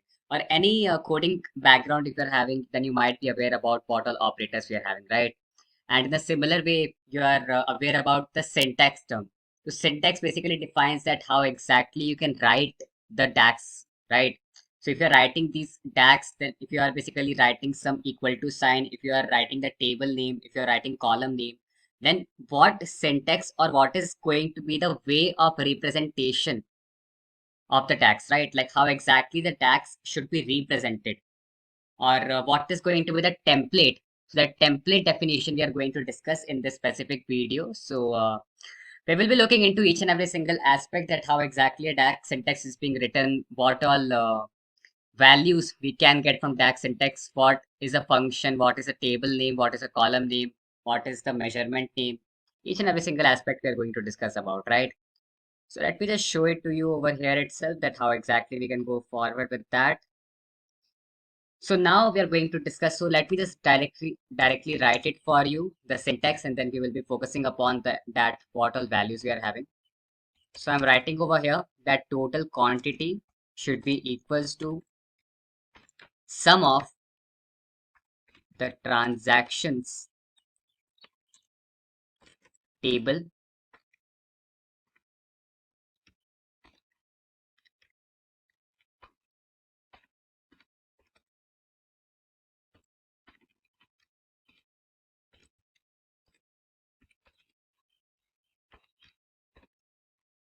all right. Let me just make it more clear for you. You don't really have to put these spaces, but just because I want to make it a bit more clear for you, that's why I want to. That's why I'm putting these spaces in between, right? But you're not required to put these spaces, which I'm putting over here, right? So let us just go forward with this at what exactly this total quantity is specifying to us. So this total quantity that you can see in this representation is specifying your measurement name, right? So we have already seen about this thing that whenever you are creating a new column or if you're creating a new measurement, then you simply have to name that specific measurement as well, right? Like you can see that we are having this total order quantity that was a twice of the sum of order quantity, right? When we were trying to calculate it. So that specific measurement name you will be specifying before the equal to sign, right? So what exactly is the measurement name we are having over here? That is total quantity, right? So total quantity over here is going to be your measurement name, right? So you always have to make sure about this thing and you have to always remember this thing that the measures are always being surrounded by these brackets. Right, so total quantity will always be surrounded by a bracket whenever you are going to reference it in the formulas. So absolutely, we will be going forward with when we will be going forward with the practical implementation, you'll get to learn about these things that what exactly do we mean by this, right? But let me just write it for you as well over here that measures are always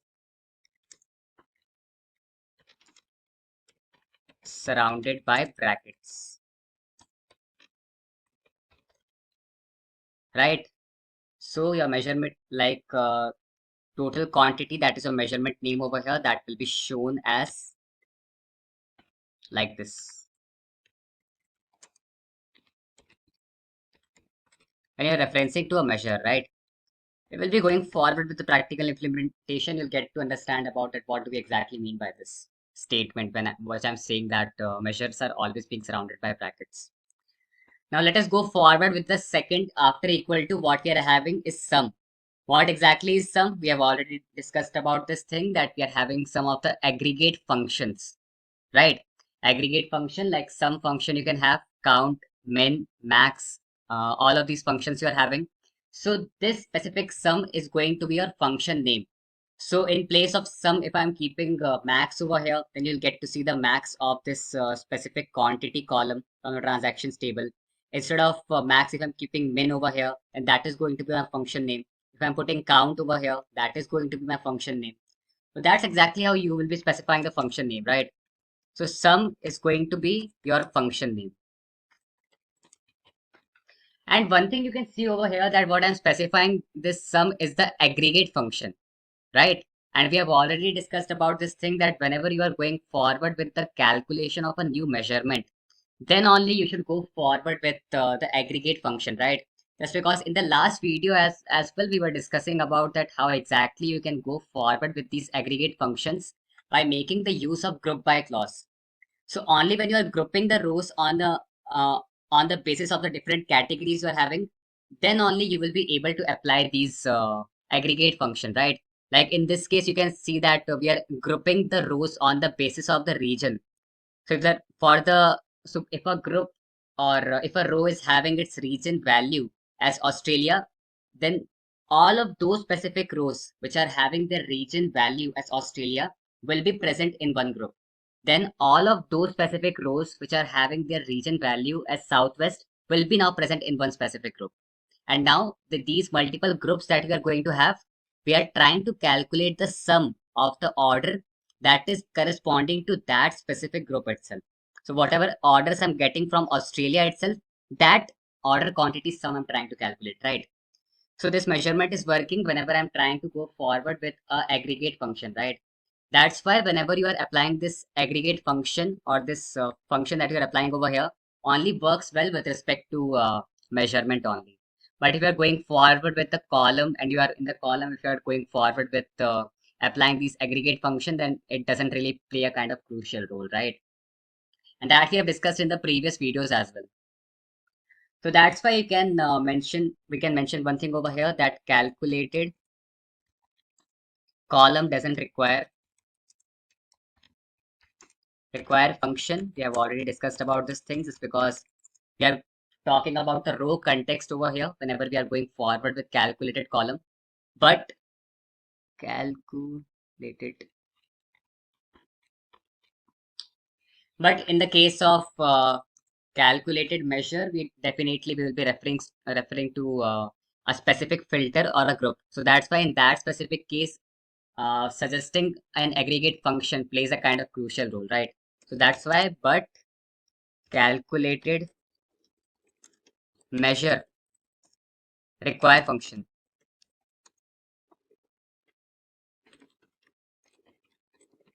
right?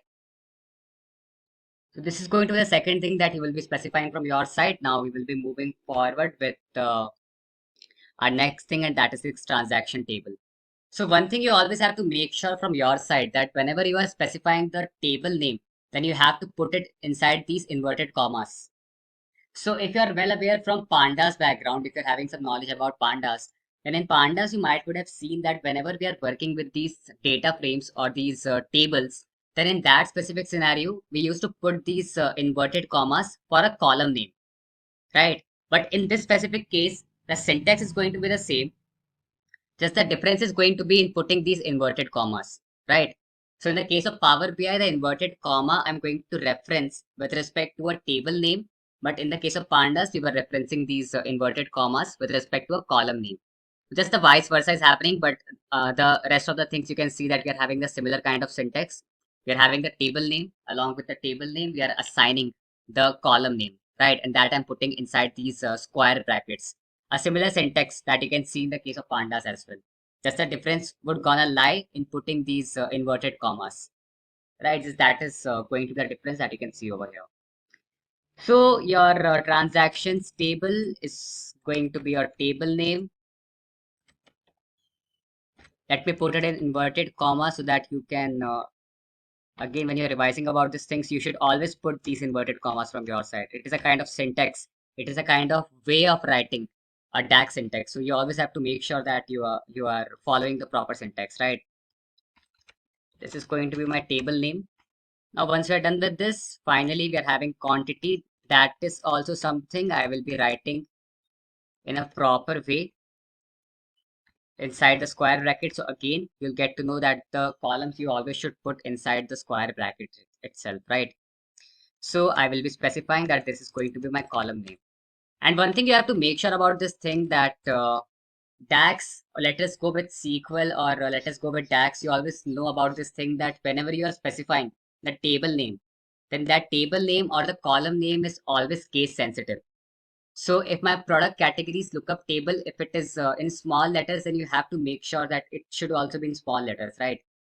So the case sensitivity, so by case sensitivity, we mean to say that if a specific letter in the original table is in small letter, then while writing the syntax as well, that should be in a small letter format only. Like in my table name, if this in this product, right, if P is capital, then when you are writing the syntax, P should also be capital. The rest of the letters are small, so these letters should also be small, right? So this thing you have to make sure from your side whenever you are going forward with the DAX syntax. And now we are done with the DAX syntax, right? You can simply open this parenthesis. Inside this parenthesis only, you will be writing your table name. So before equal to, you are going to have the measurement name or the column name.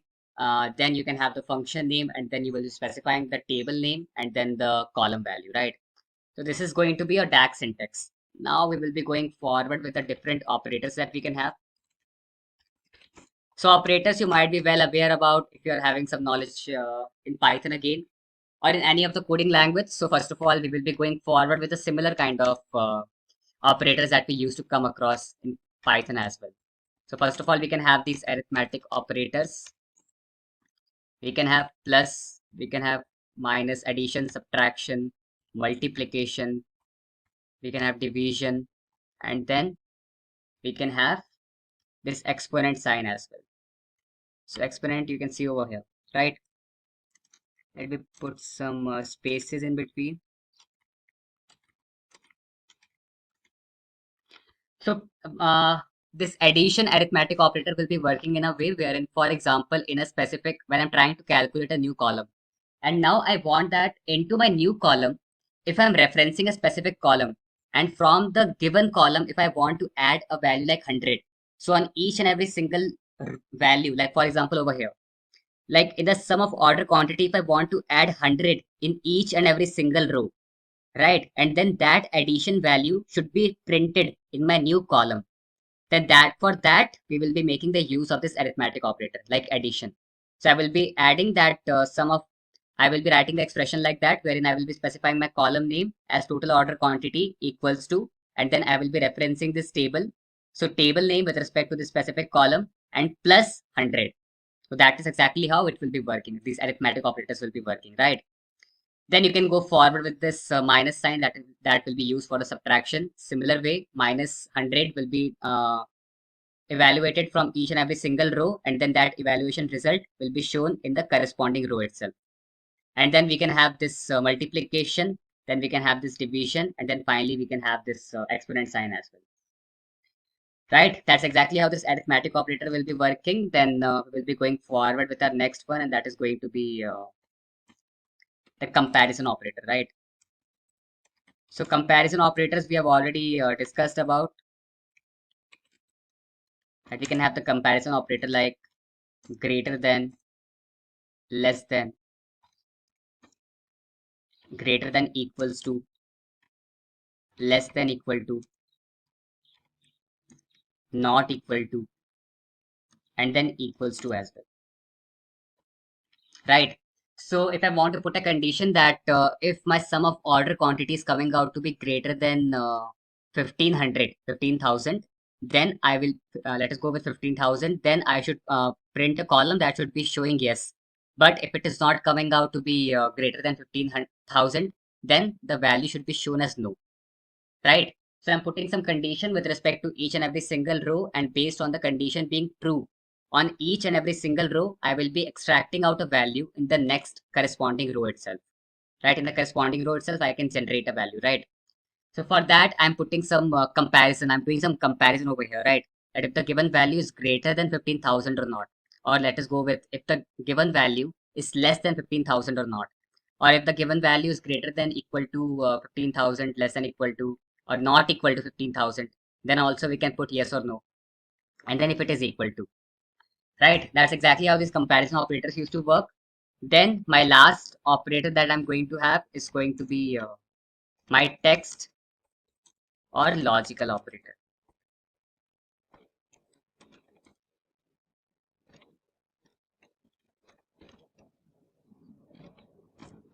So now for your text or logical operators, you can have as our first equal to sign, as our first ampersand sign. So you might would have seen this sign already, right? So this ampersand sign over here will be used to concatenate the two strings. So for example, in my first string, if I'm having as a name like Amit, and then in my second column, if I'm having the string value as Kumar, and then if I want to create a new column that should show Amit and then a space and then Kumar, then what exactly you can do from your side is that you can simply go forward with writing the first text value, that is Amit, right? So my first value from the first column. So text value, I mean to say that just because this specific row is having Amit, this specific row is having Kumar, right? and then I want in my third row as Amit space Kumar, right? So this value addition plus a space plus this value addition, that will be equals to this value, this row value, right? This is something I want, right? So I won't be making the use of plus over here, but I will be making the use of ampersand over here. And then this ampersand and then Kumar, right? So that's exactly how this AND operator used to work. So this AND operator or this ampersand operator will be working for the concatenation, right? So you can go forward with concatenation of strings via making the use of it, right? In a similar way, you can go forward with this double ampersand. So this double ampersand will be used for putting the AND condition. So logical and logical or might would have already seen. So even if you're having some knowledge about Boolean values, so in 11th and 12th also we have seen these things, that what is AND or operator, right? So if my condition is like that, that if the height of the person should be greater than 170 and then the weight of the person should be less than 80 kgs, then I'm putting two conditions over here. And what exactly I want is that both of these conditions should come out to be true, right? The height should also be greater than 170 and the weight should also be less than 80, right? So in this way, this AND condition used to work, right? But on the other hand, if I'm putting a condition like this, wherein if I want that the height of the person should be greater than 170 or the weight of the person should be less than 80 kgs, right? So in this specific case, I want any of the one condition to be true, right? Either the height should be greater than 170 or either the weight should be less than 80, right? So I want any one condition to be true over here. And for that, I will be going forward with this logical OR over here. So while making the use of logical OR, you can go with these operator that is like a two pipe, right? So above your equal to button, you are having this specific button, right? So you can go with this pipe operator that will be used for putting the logical OR condition. Logical OR, any one condition has to come out to be true. And then you can finally have your in operator. So in operator will be searching for, it will be behaving as a kind of logical OR condition only, but it will be used for searching a specific record, right? So in the given list, if I want to search for a specific record, like for example, if I'm having a specific list which is displaying the name of the countries, and then if I want to search for a specific country, uh, then I can simply go forward with this in operator, right? So you might would have already seen this for operator, this for clause in Python language as well, for item in this list, right? So that's exactly how it used to work. So this in will also be working as a logical OR condition only for an item in a given list.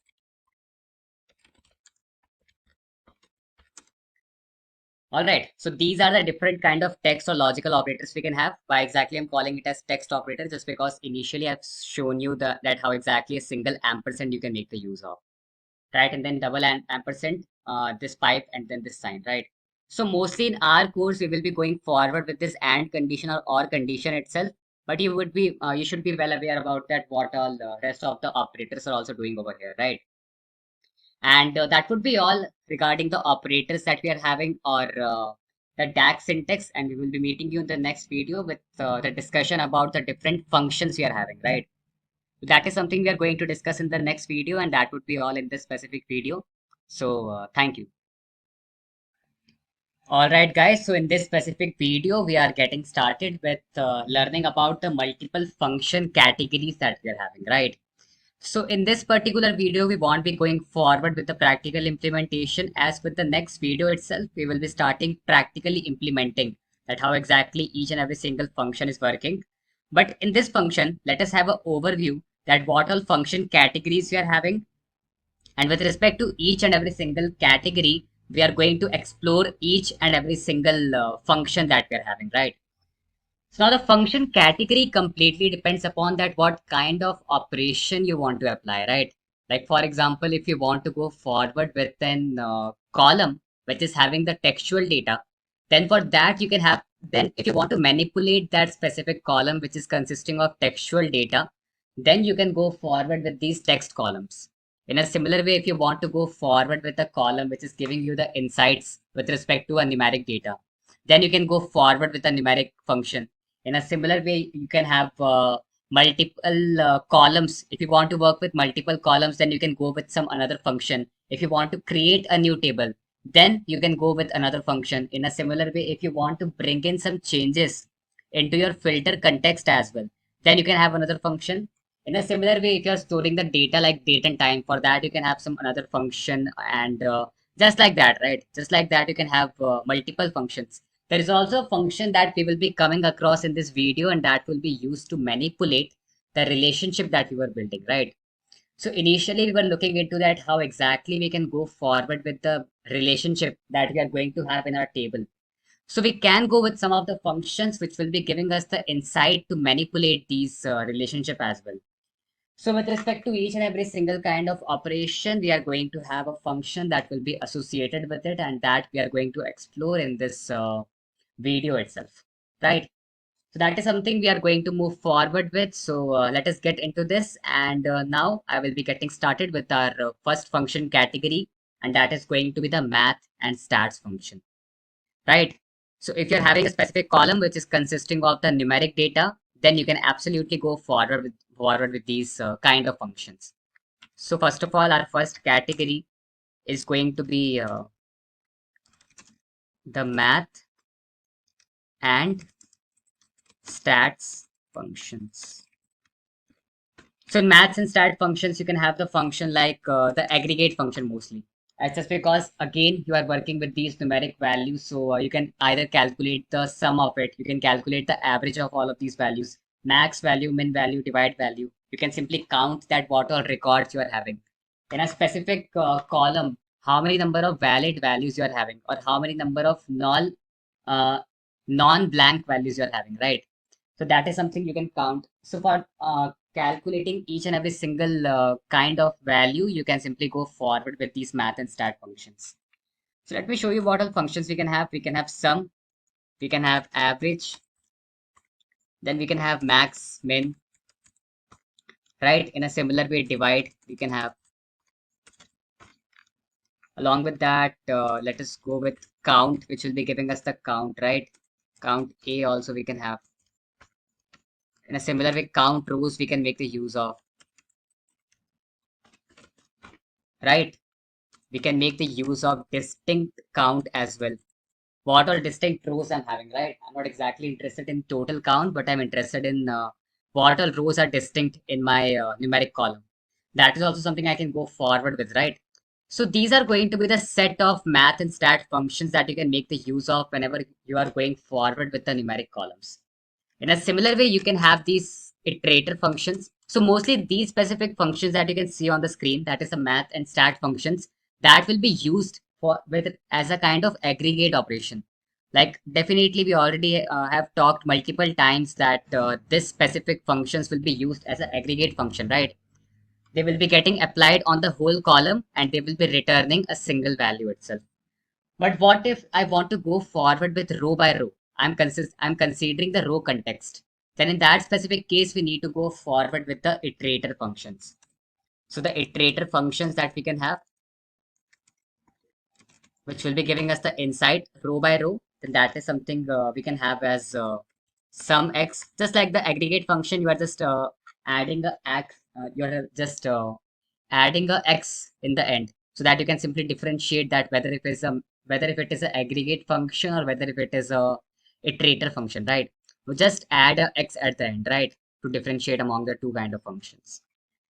So we can have average x, we can have max x, min x.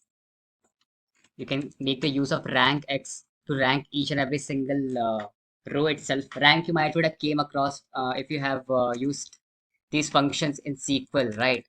Then count x you can make the use of.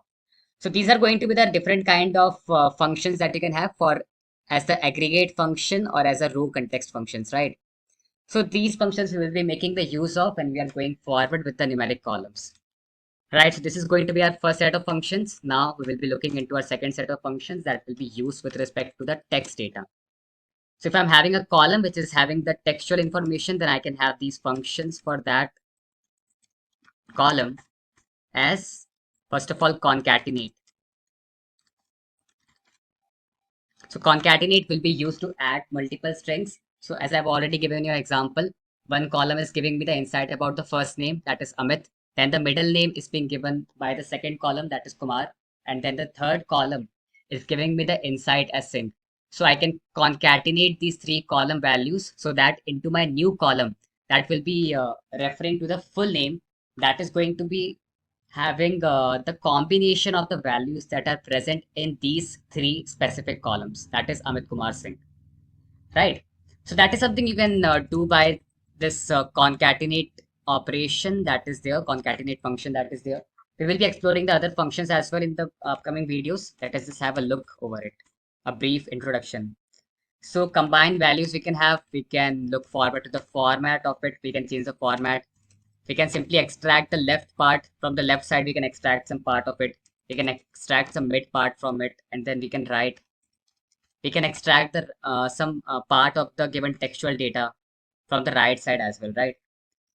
Then we can convert the given textual data into uppercase or lowercase completely. We can calculate the length of the value that is there in the column. We can go forward with search or find, which you might would have already came across, right?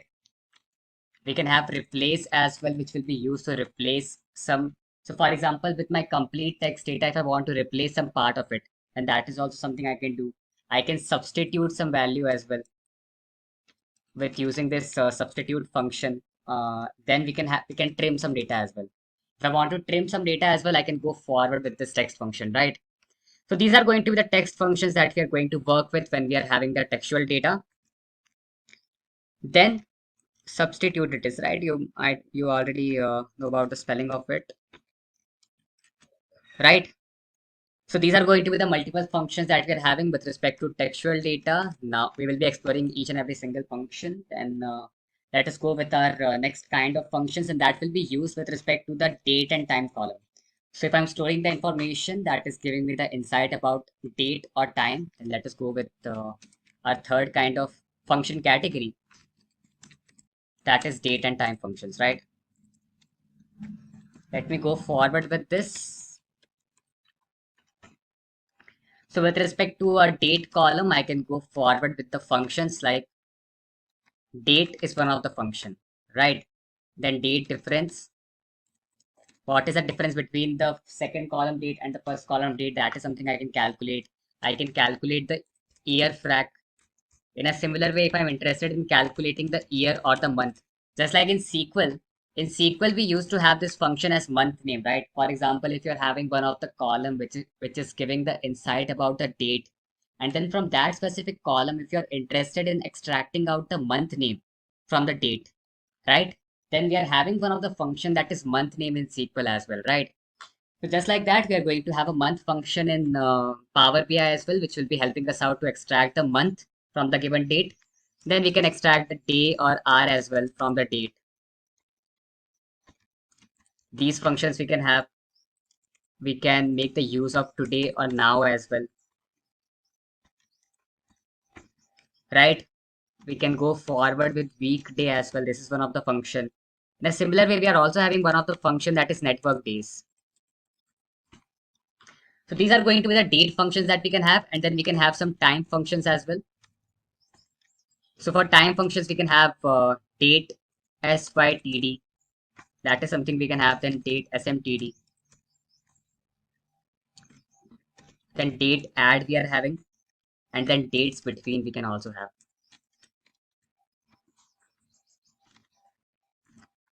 Right. So these are going to be the multiple functions that we can work with if I'm having a column which is giving me the insight about date and time. Right. So we have explored about that on the basis of the kind of value which is being stored in the given column. What all functions we can have. If you are having numeric value, then we can go forward with the math and stat functions. If I'm working with text data, then I can have text functions. If I'm working with date and time kind of column, then I can have some kind of function. But what if I want to work with multiple columns now, right? So for that, we can have another set of function category, and that is going to be the logical functions. So now we will be exploring these logical function category that we are having. So first of all, we can have the logical function as if this condition is coming out to be true, then we can create some new column that is so if and else kind of functions you will be looking into the logical function category. So if you can have if error you are coming across, this is the second function, then you can make the use of and as well, or logical and logical or, right? And works for both condition to come out to be true, or works for when your any one of the condition is coming out to be true. Not when this condition is not coming out to be true, then if I'm interested in a value. Switch we will be making the use of, we will be looking into one of the video at how we can work with switch, right? Switch you might would have already came across if you're coming from a background that is SQL background as well. In SQL as well, you might would have came across case, right? So case works like a switch itself, right? In a similar way, switch you might would have came across in C++ as well, or in other languages as well, right? For switch, we can make the use of true and false. We can make the use of, right? So these are going to be the multiple set of logical functions we can have as a fourth category. Then we can have our function category that will be working with respect to the table, right? So for example, if you want to create a whole set of table itself. So if I'm interested in creating a whole table itself, then what functions I can have? Then for that, I can have a function category as table functions. So first of all, I can go forward with summarize, which will be summarizing the complete data in your given table, and that summarized data will be now shown into your new table that you are trying to create. We will be using this mostly. Then we can make the use of add columns. We can have this generate series. We can have distinct. We can have values.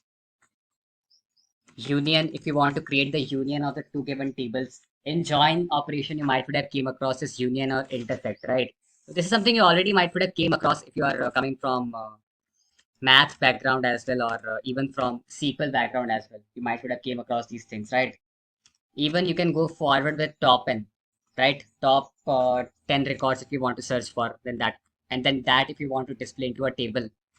Like for example, if I want to, if I'm having multiple customer names over here, and then if I'm interested in looking forward to the top 10 customers who are having the maximum order values, who are buying who are having the maximum order value associated to them, then this kind of matrix that I can generate, that I can call it as a kind of table itself, right?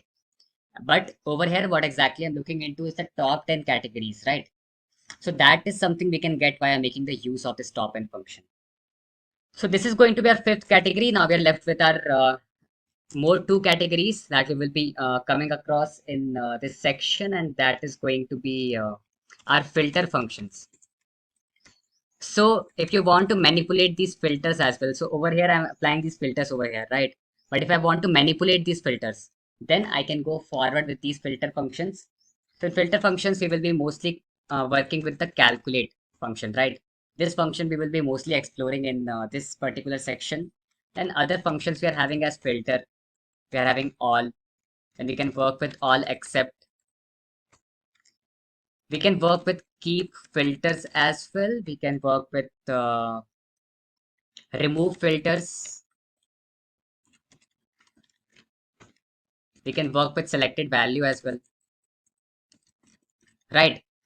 So these are going to be the set of functions that you can make the use of if you want to manipulate your filter context that you have applied, right? So this is going to be the sixth category. Now the seventh one and the last one that we can come across is the relationship function. So the relationship that you were trying to build among these multiple tables, right, in your model building section, right, in your previous section. So that is something if you want to manipulate, then you can have some functions like you can make the use of related function. You can go forward with related table function. You can go forward with cross filter function, or you can go forward with user relationship as well, right? So these are going to be the multiple function that you can work with if you want to manage or if you want to modify your table relationship. So these are going to be the 7 kind of function categories that we will be exploring in this section, and you're having some other functions as well, function categories as well. Like you can go forward with trigonometry as well. So trigonometry you can also have as one of your function category, right? Then you can also work with parent-child kind of functions. So parent-child you can also work with, or you can work with information function category as well.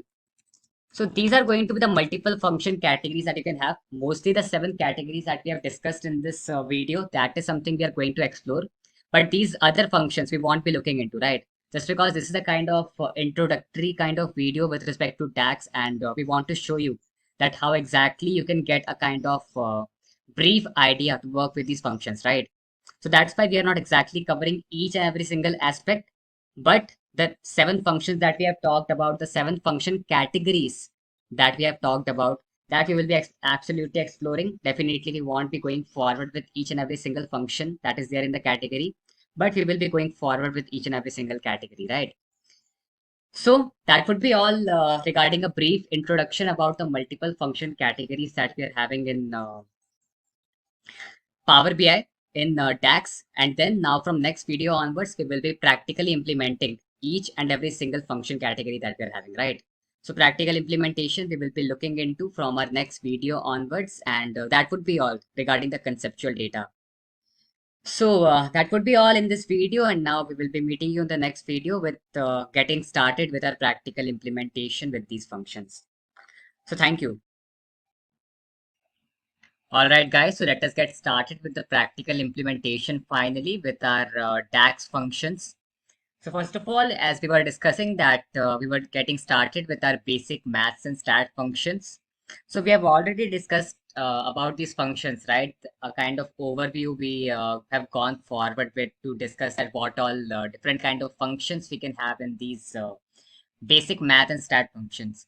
So we will be revising it. We will be looking into the syntax of each and every single function, and then we will be practically exploring these functions in the specific video itself. So first of all, just let us get into a brief introduction about what is the exact syntax for each and every single function that we can have, right? So we will be getting started with all of our function names. So first of all, in our basic math and stat function, we can definitely have sum. Then we can have average. We can have max. We can have min. Along with that, we can have divide as well. Right. So these are going to be the set of functions that we will be coming across. Yeah, definitely we are going to have count as well that we will be exploring in the next video. So in this specific video, we are just exploring one of our major aggregate function. So count function we will be exploring in the next video itself, right? So first of all, let us just look into that what is the exact syntax for sum function, right? So sum function will be having its syntax as sum. You have to write the function name, and then inside the parenthesis, you will be specifying the column name, right? And this will be giving you the sum of that overall column. Then for the average function, you can have the syntax similar to that. You can simply go forward with writing average, and then inside this, you will be passing on the column name, right? And then this will be giving you the average of all of the values in that column, or you can get the arithmetic mean of all of those values, right? Then we can go forward with the max value. So in the case of max function, you will be passing 2 parameters. That is completely up to you. So either you can pass the column name, right? Or you can pass some kind of scalar value, a kind of scalar list, right? As the first parameter, and it is upon you that you can pass some kind of second scalar list as well, right? So if you're passing these 2 scalar lists as the 2 parameters, then you will be able to extract out the max value from these 2 scalar list as well, right? Or from these 2 scalar expression as well. In a similar way, the similar kind of syntax you can have for min function as well. Similar, so just to that of max itself. So it will be giving you the minimum value as per your column name. So in your column name, what is exactly the minimum value, or in between your 2 scalar expression, whatever is going to be the minimum value that you can get in your from your main function as well. Then we can go forward with our divide.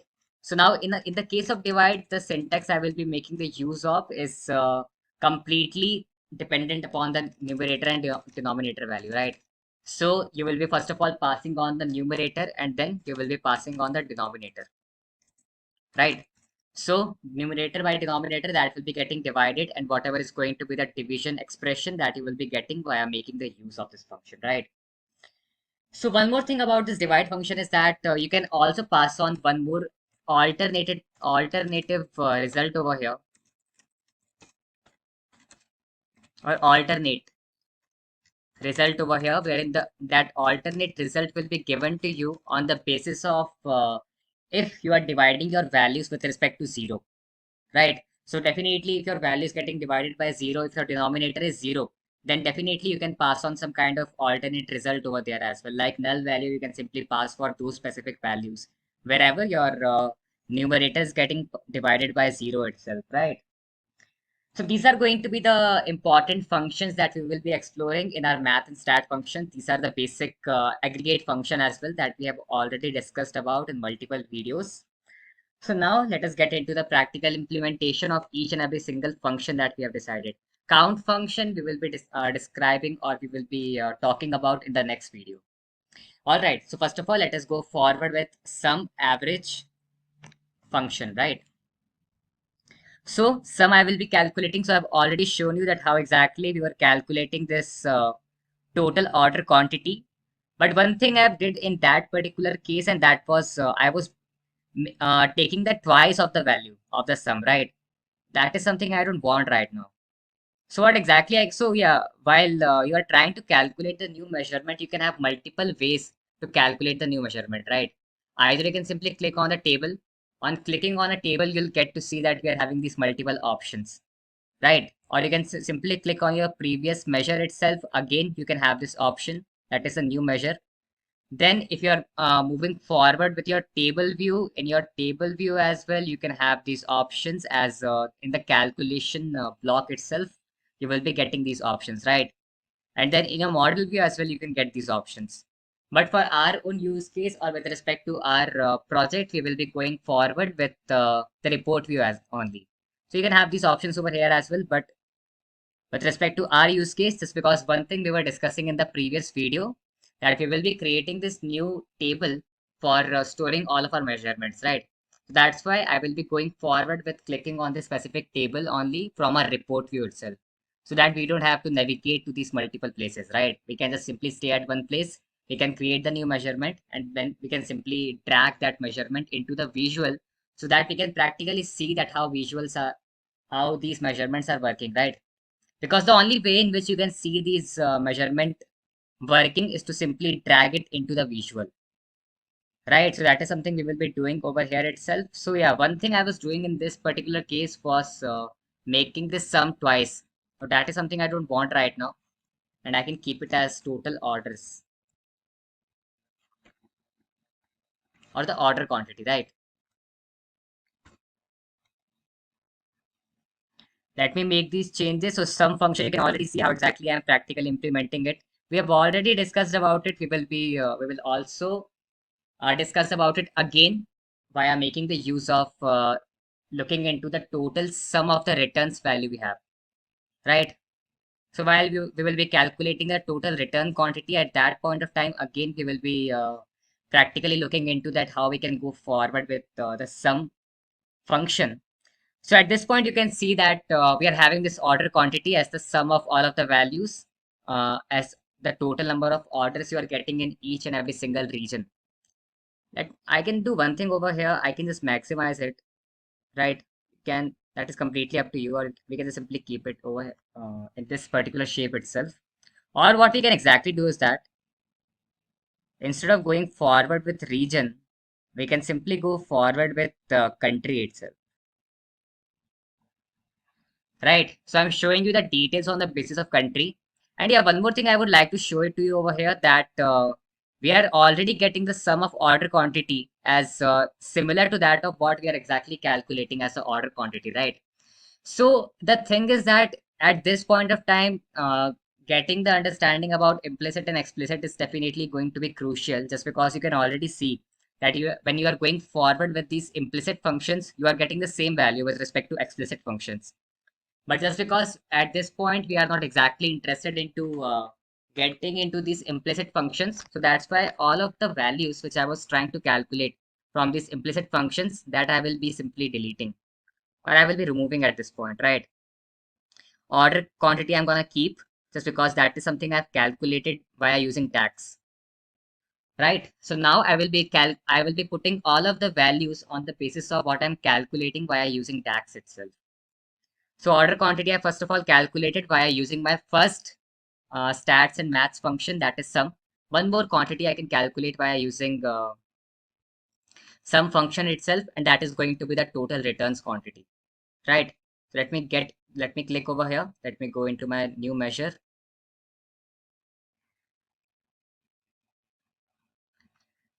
So now we have already discussed the syntax. You can simply name it whatever you want your measurement name. Let me name it as total returns,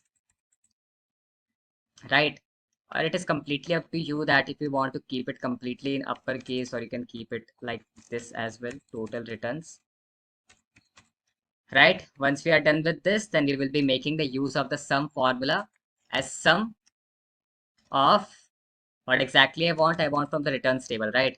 You can always go forward with writing the table name. You'll get to see the complete column and the whole way of writing as a kind of suggestion from Power BI itself. So you don't have to write the whole expression on your own, right? So what exactly I'm interested in is the total returns data order quantity. I'll close this parenthesis. I will be pressing enter over here, and I will get to see my new measurement into my table measure, and that is going to be total returns, right?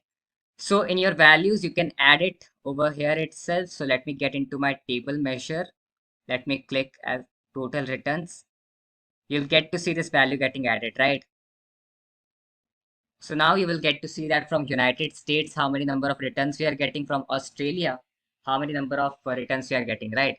So this is one of the practical implementation or the practical example of some function itself.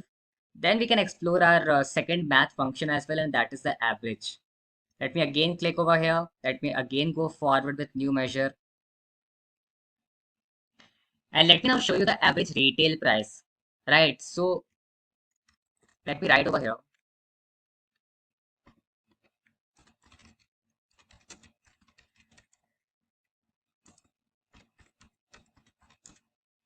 As the average function name I will be making the use of. And whenever you want to calculate the price, you can just simply write price. So whatever columns are there, which is describing the information or which is giving us the information regarding price, that is something we can get over here itself. So if I'm writing price over here, you will get to see that we are having two columns, which is describing the price, right? So from the product lookup table, we are having this product price column, which will be giving us the insight about the price, right? Let me press enter. Let me close the parenthesis. Let us click enter over here. You'll get to see our average retail price based on what exactly is the product category. Right. Let me show it to you visually over here itself. Add data, table measure. We will be adding the average retail price. And now you will get to see that we are getting the similar value for the average retail price, right? Just because at this point of time, if I'm trying to calculate the average retail price with respect to a product category, then looking into the average retail price with respect to a country name won't be a kind of a great way of visualizing, right? Just because at this point of time, we are just doing EDA. So EDA, you might be aware about if you are coming across from Python background. EDA we used to do in Python after performing data cleaning by using these visuals, right? So at this point of time, I'm just looking into the average retail price on the basis of product category. So that's why the filter that I can apply from my side can be using the product lookup table itself. That is something I'm going to do over here, right?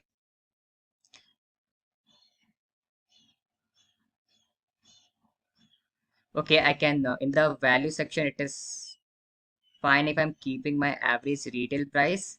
In my rows, I don't want country. But what exactly I want is that I want my product details, right? So my product lookup table itself, I'm going to have one of the column as Let us go forward with the product name. So now with respect to your product name, you can see that what kind of values you're getting, right? With respect to your product name, you're getting the total order quantity, sum of order quantity, you're getting the total returns, and you're getting the average retail price as well. So you can see that with respect to each and every single product name, you can see this thing that how exactly the retail price you can get, or the what exactly is the price associated with respect to each and every single product name. That is something you can easily see over here, right? With respect to your math and stat tools itself.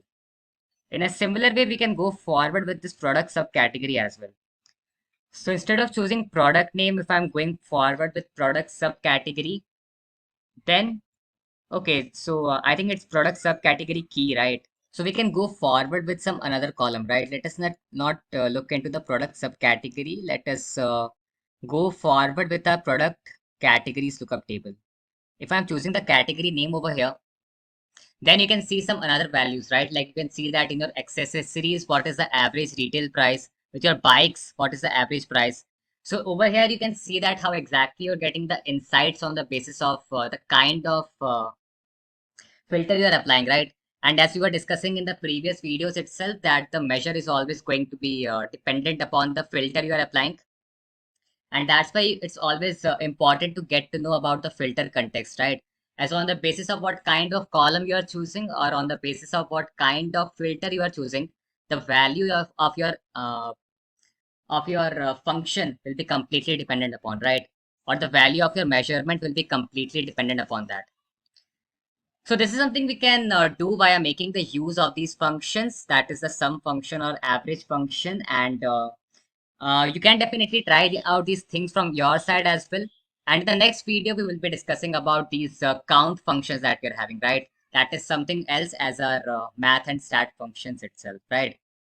That is a part of our math and stat functions itself, but majorly we will be going forward with these sum functions or these average functions only. With respect to most of the projects, right? Mostly you will be going forward with this sum and average itself. So that's why it's very important to discuss about these functions, especially in this specific video. So we will be meeting you in the next video with discussing about the different kind of count functions that we are having, right? So that would be all in this video, and let us meet in the next video. So thank you.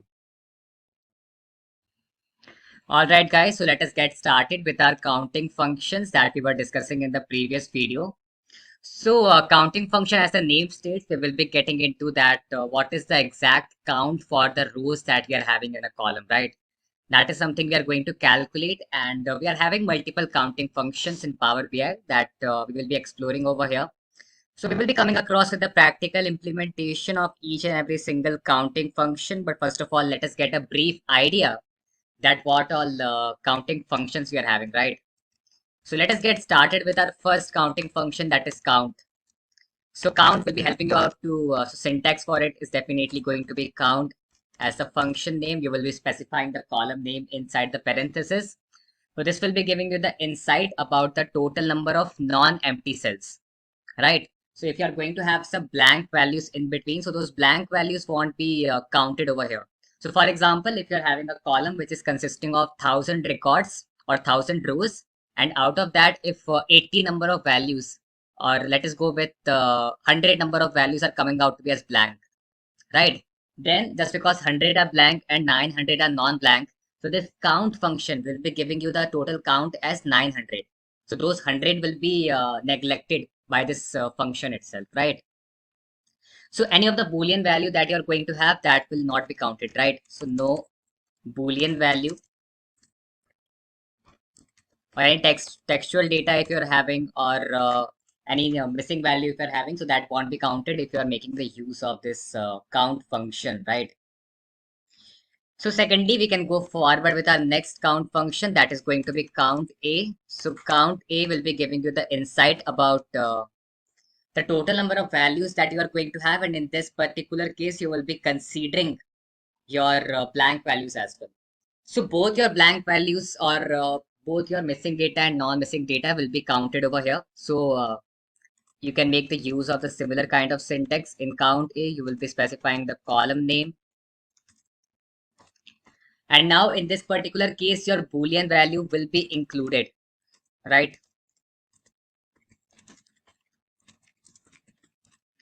So over here, the count would gonna come out to be as 1,000 only. As per the previous example that we were considering. So in this particular situation, we are going to get the count as 1,000 itself, right?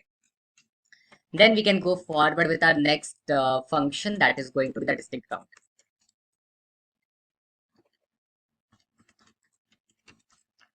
So distinct count will be helping you out to count all of the values which are distinct, right? So for example, if I'm having one of the column which is having multiple values as duplicate, so all of those duplicates. So for example, if I'm having a specific column which is consisting of around 100 number of uh, rows, right? And out of these 100 number of rows, you are having around 12 number of values as the duplicate values. So the total number of count that this particular distinct count function will be giving us is going to be 88. So all of the duplicate values will be getting neglected again by this distinct count. So this distinct count only is concerned about the unique values or the distinct values that you are going to have, right? So in distinct count, you can specify your column name. A similar kind of syntax you can see, just the difference will be arising in what particular use case you are making the use of it, right?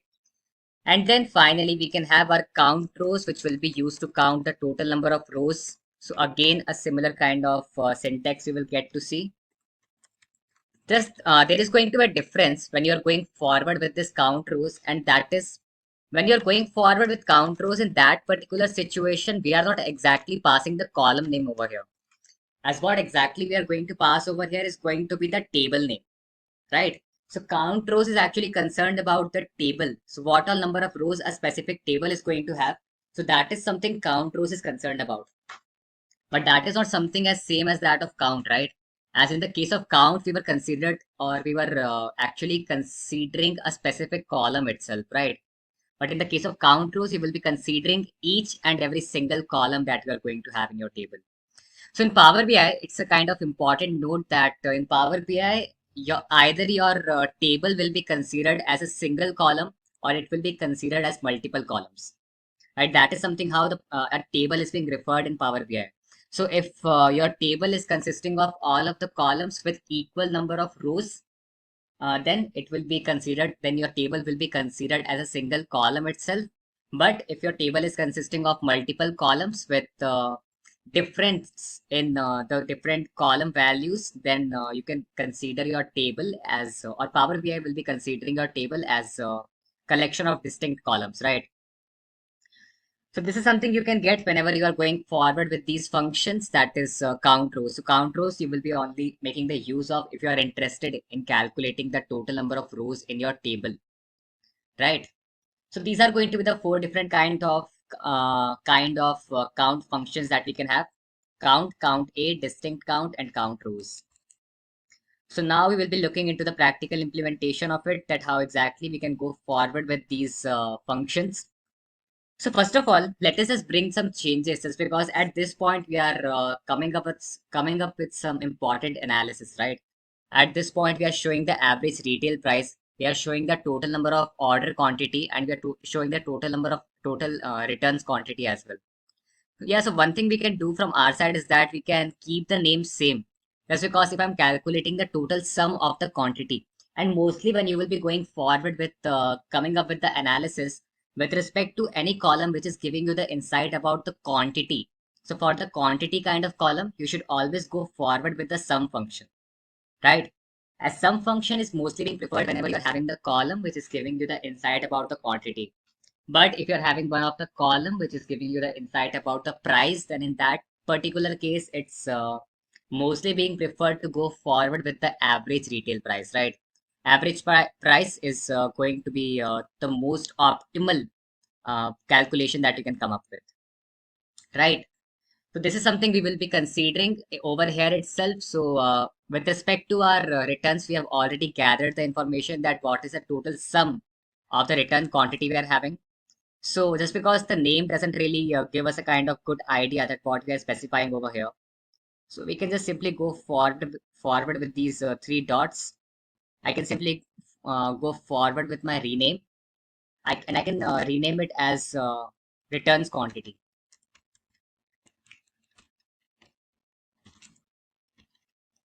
right? So that we'll get to know that what exactly we are specifying over here. So order quantity will be specifying that, all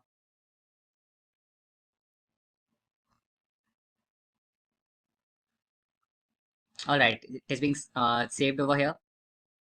So order quantity will be specifying over here that, okay, so we have gathered a chart over here, right? That is not something I'm concerned about at this point. So I will be simply deleting it. You can simply remove it. We will be exploring that what do we exactly mean by a chart when we will be exactly going forward with our visualization section, right? So at this point of time, we have gathered the information about the total sum of the order quantity and the total sum of returns quantity, right? Or let us rename it as return quantity. Okay, that is returns quantity is also fine. So this is giving us the insight that what is the total sum of sales order we are having and total number of returns order we are having. But we haven't actually checked into this particular thing that what is the total count of the returns we have gathered, right? Like we haven't actually looked into this factor that for my items, how many number of returns I'm exactly getting, right?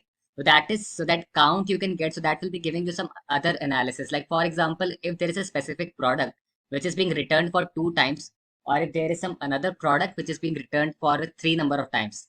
So at whenever you will be looking into the total number of returns, then in that specific column, you won't be considering that value that is 2 or 3. As what exactly you will be considering in this particular case is going to be that count of the values that you're having, right? So I'm not exactly concerned about 2 or 3. I'm exactly considering that how many number of times that return value is coming out with here, right? So that difference we will be looking into when I will be showing you the practical implementation. So let us go forward with the practical implementation. First of all, I will be going forward with my new measure. Now in my new measure, I will be calculating the total returns over here. So total returns will be working in a way wherein I will be calculating that what is how many number of times I'm having the return, right? I'm not calculating the sum of returns, but I'm looking into this fact that how many number of times the returns is being initiated from the customer side, right? So I will be going forward with this count function. I will be going forward with the returns table.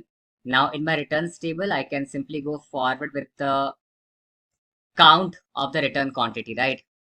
So I'm not exactly looking forward to the sum of return quantity, as return quantity can be 2 or 3 as well. That is not not that is not something I'm considering over here. But exactly I'm looking into that how many number of times the customer has initiated the return, right? So you will only be looking into the rows which are having some return value, and that is going to be the difference in between the total returns and the returns quantity. So as an analyst, you must understand the difference between that what is the sum order, right? So that's why it's whenever you are discussing the business, you explain the difference between these things to make sure that you are explaining the stakeholder each and every single aspect more clearly, right? And you're having the proper knowledge that what exactly you are explaining. So that's why there is always going to be a significant difference in between count function and the sum function, right? So now the specific data is getting evaluated. As soon as we will be getting this insight, we will be looking into this factor at how many number of single items are being returned and how many number of multiple items are being returned, as this difference can show us that value. First of all, let me show it to you in the visual itself. One more thing I can do over here, I can just simply maximize it, right? If you're interested in looking forward to it in a more focused way, you can simply go forward with clicking on this focus mode, right? Just because at this point you can see the values, right? What is the order quantity or the sum of order quantity? What is the sum of return quantity or the average retail price? Now we will be looking into the total order quantity or total returns, right? So now in my rows, I will be adding this total returns or my values.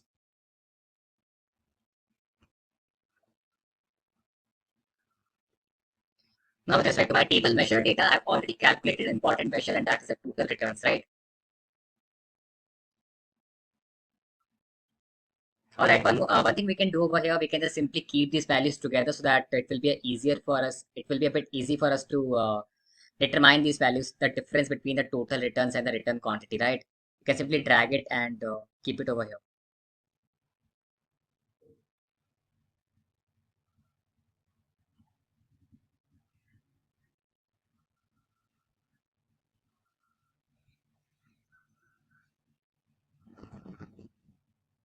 Okay, let me just get into the focus mode of it. And now you can see one of the important insight over here, this filter section. You can also see this is not something important at this point. So you can see that the total number of returns quantity or the total number of returns are mostly coming out to be equal, right? There is not exactly a kind of significant difference in between total returns or the return quantity.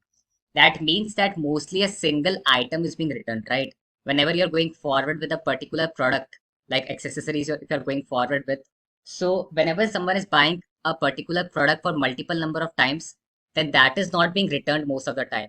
As mostly when a person is buying a single item, then that is mostly being returned, right? So, for example, if you're buying a specific product and if you're buying it for just one time only, then that is mostly being returned, right? That is a way of looking forward to this result, right? So this important insight you can get over here by just looking into the difference in between total returns and the return quantity. In a similar way, you can simply look forward to this fact that what is the total number of orders we can have, right? Like we have already looked into this factor, that is the order quantity, that is the sum of orders we are having. But what is the total number of orders we are getting? That is also something I'm concerned about, right? So that again for that I can go forward with the count function, but let me just show you the difference between the different kind of count functions which we have shown you, right? So with respect to my total returns, if I'm not going forward with count and if I'm making the use of count A or any of the other function, then how exactly you'll get to see the difference that we will be discussing. So if I'm going forward with count A, instead of count, then you can see that there is not exactly a kind of significant difference you're getting over here, right? That means that we are not exactly having any of the Boolean values. So if we would have been having any Boolean values, then we might would have came across the situation that that difference we might would have seen in these values. But that's because we are not having any Boolean values. That's why we can't actually see a difference over here. In a similar way, if I'm going forward with some other function like count distinct, then again on using this specific function, let us see the difference that is going to be there. So at this point of time as well, I don't think that we will be able to see any changes. Okay, we might would have made the use of distinct count it is, right?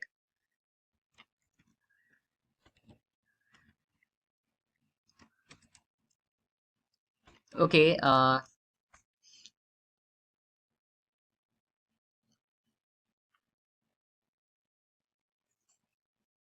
okay, in the case of distinct count, you're getting some other value, right? Okay, that is something completely fine. That is absolutely fine. As distinct count won't be kind of a good factor to look over here as well, right? But we can absolutely look into that thing, that is to look forward to count. That is something which will be concerned about the table. So that's why I will be making the use of count rows over here.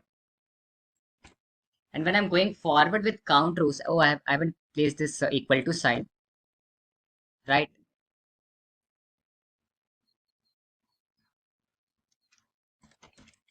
So count rows you will be making the use of, and let me count the total number of.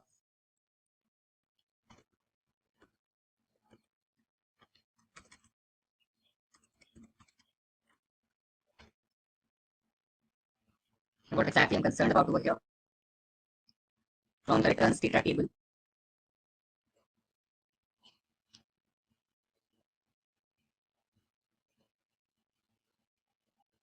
All right, so let us get into this table that is giving us insight about the returns data. All right, so now let us look into that whether if I'm getting any significant difference in the value or not.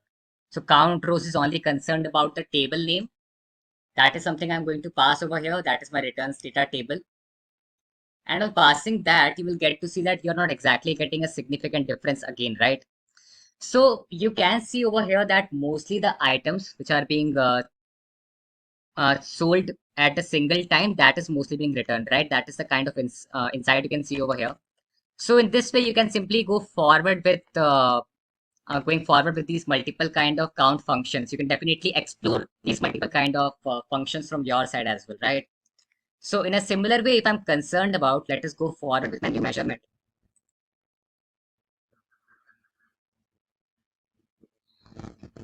So if I'm not exactly interested in looking forward to the total returns, or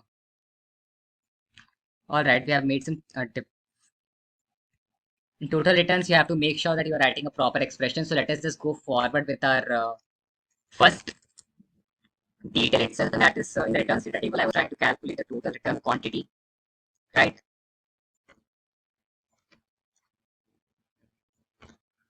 That is that you can get from the total returns. And now let us look into that. What is the total number of orders? So in total number of orders, again, I'm looking forward to the total number of rows I'm having. I won't be exactly looking into that how many number of times a particular product is being sold, but I just want to know that how many number of orders I'm exactly getting, right? So let us get into a table measure, and let us go forward with this new measure, and we will be looking into that the difference that how many number of single items are being sold, and if I'm getting a significant difference between the order quantity and the total number of orders, then you can definitely get this idea that we're absolutely having uh, most of the products which are being sold for multiple number of times, right? So I can go forward with total orders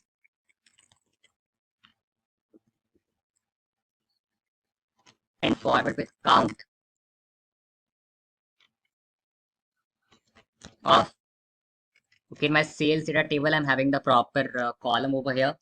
So I will be looking into this factor that with respect to my sales data table, how many number of order quantity I'm having, right?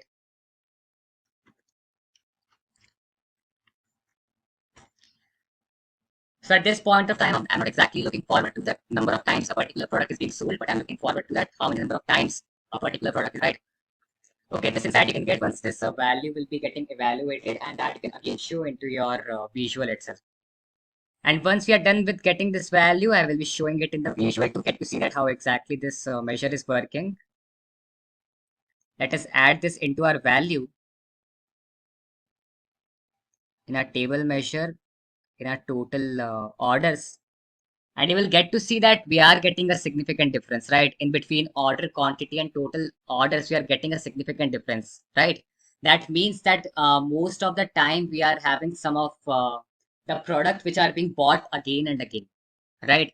That means that there is going to be some products which will be sold for 2 times, 3 times, or 4 times. That is a kind of obvious scenario, right?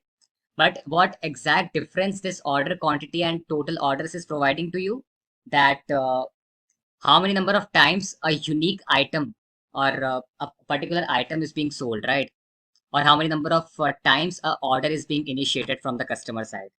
So these insights you definitely need to take care of from your side whenever you are going forward with the analysis, is because while explaining these things, you must be aware about that what you are exactly explaining, right?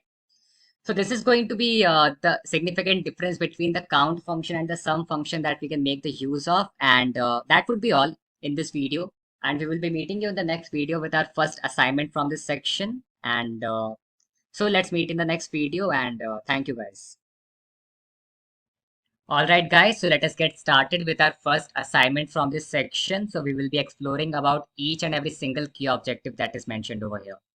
So these key objectives are completely defined upon on the basis of what last two videos we were discussing about, right? So in last two videos, we were exploring about the different kind of count functions that we are having. So into that specific video itself, when we were discussing about these counting functions, we have explored one of the function that is distinct count, right? So with respect to the distinct count function itself, we came across with our first key objective, and the second key objective is based upon that divide function that we were talking about, right? So when we were discussing about those maths and stats function that we are having, so you might would have came across the syntax of that divide function, that you are dividing the numerator with respect to denominator, and in a case wherein the denominator is coming out to be as 0, you will be giving a kind of additional value as a parameter, that if this condition is also meeting, wherein our divider wherein our denominator is coming out to be as 0, then in that particular situation, what exactly the parameter or value we should assign, that we were passing as the third parameter, right? So this is something you have to look forward to again if you want to go forward with these key objectives. So let us first of all go forward with our key objectives. So the first key objective is to create a measure with the name as total customers, and that will be used to calculate the number of distinct Amazon company customers who made a transaction. So we are just taking Amazon as a kind of, kind of reference over here. This company data doesn't really belong to Amazon, but just a kind of reference we can take. Just because any company name we would have took. So definitely it's a good option to get forward with one of the best company name, right? So we took the reference of Amazon company, and what exactly you have to calculate over here is the total number of distinct customers who are exactly making a transaction over here. So you might would have seen that we had two tables, right? One of the table was also giving us the insight about the customers, and there was another table that is the sales table that was also giving us the insight about the customers. So in this particular scenario, you can get this idea that which particular table reference you should take. That's because we are not exactly interested about the customers, but what exactly we are interested in is those specific customers who are actually buying something, who are actually making a transaction. So you should definitely look upon that which specific table is giving us the insight about those customers who are actually making a transaction, right? So that is going to be our first key objective. And in our second key objective, we are creating a measure that will be having its name as return rate. And that will be defined as the total quantity divided by total quantity sold, right? So we have already created these measures from our side, and we were mentioning about this thing that whenever we are going forward with these measures, so we always have to keep these measures inside these square brackets, right? And this is something we are required to do over in this situation as well, just because you are exploring the measures over here that you have already created from your side, as quantity returned is already being created and quantity sold is already being created as a measure. So just because you are making the use of these measures itself, so that's why you can simply divide one of the measure with respect to another measure, so that you can come up with this new measure. So you have to keep this in the square brackets that we were referencing in one of our previous videos as well, when we were defining that how exactly the syntax of a particular DAX expression looks like. So you have to make the use of this divide function. So definitely, if you're not able to recall that how exactly a divide function looks like, then you can go forward with our previous videos wherein we were discussing about the syntax of this divide function, right, in the maths and stats function. So definitely we will be meeting you in the next video with the solution of these key objectives. But at this point, you can definitely try these key objectives from your side as well. So that would be all in this assignment, and we will be meeting you in the next video with the solution of these objectives. So thank you. All right, guys. So let us get started with the solution of these key objectives that we were discussing. So let us explore the first key objective we had. So first of all, we had to create a measure with the name as total customers to calculate the total number of distinct Amazon company customers who made a transaction. So as we were discussing in the previous video as well, that the kind of table that we should reference in this particular case, that we have to look upon, right? So let us get into our table view, and first of all, we should explore that what all tables we are having, which are giving us the insight about the customers, right? So one of the table itself, you can see that is the customer lookup table. This is giving us the insight about the multiple customers we are having, but this is not exactly concerned about the customers who are actually making a transaction, right? So that's why, just because as per the question, we have to look upon those specific customers who are making a transaction. So you can see on the sales data table as well, you are having one of the column which is giving you the insight about the customer key, those specific customer key who are actually making a transaction and who are actually buying something. So we are interested upon these customers only. So that's why it's always important to look upon that what exactly should be the column name that you should reference whenever you are going forward with solving a specific objective, right? Or whenever you are trying to create a new measurement. So let us get started with creating our tape with our measurements. So we will be exploring this specific customer key itself from our sales data table. So let us get into our report view in our table measure. Now I will be creating this new measure. So the name of this measure should be total customers, and the distinct count you have to calculate for the total number of customers who are making a transaction, right? So you should name it as total customers.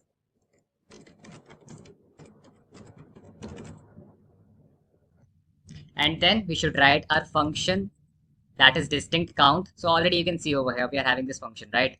So in distinct count, what exactly should be the table I should look upon? That is the sales data table. And from sales data 2020 to 2022, I should look upon the customer key.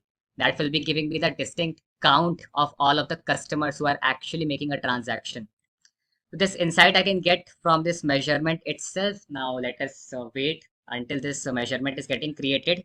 Now this measurement is getting created and we should look upon this insight that on the basis of categories name, how many number of customers belong to each and every single category, right? So let me add the data into my values section, and there's a lot of data which is not really required over here at this point, right? So we can simply remove that data. That is the total returns I'm not concerned about at this point. In a similar way, total orders I'm not concerned about at this point, right?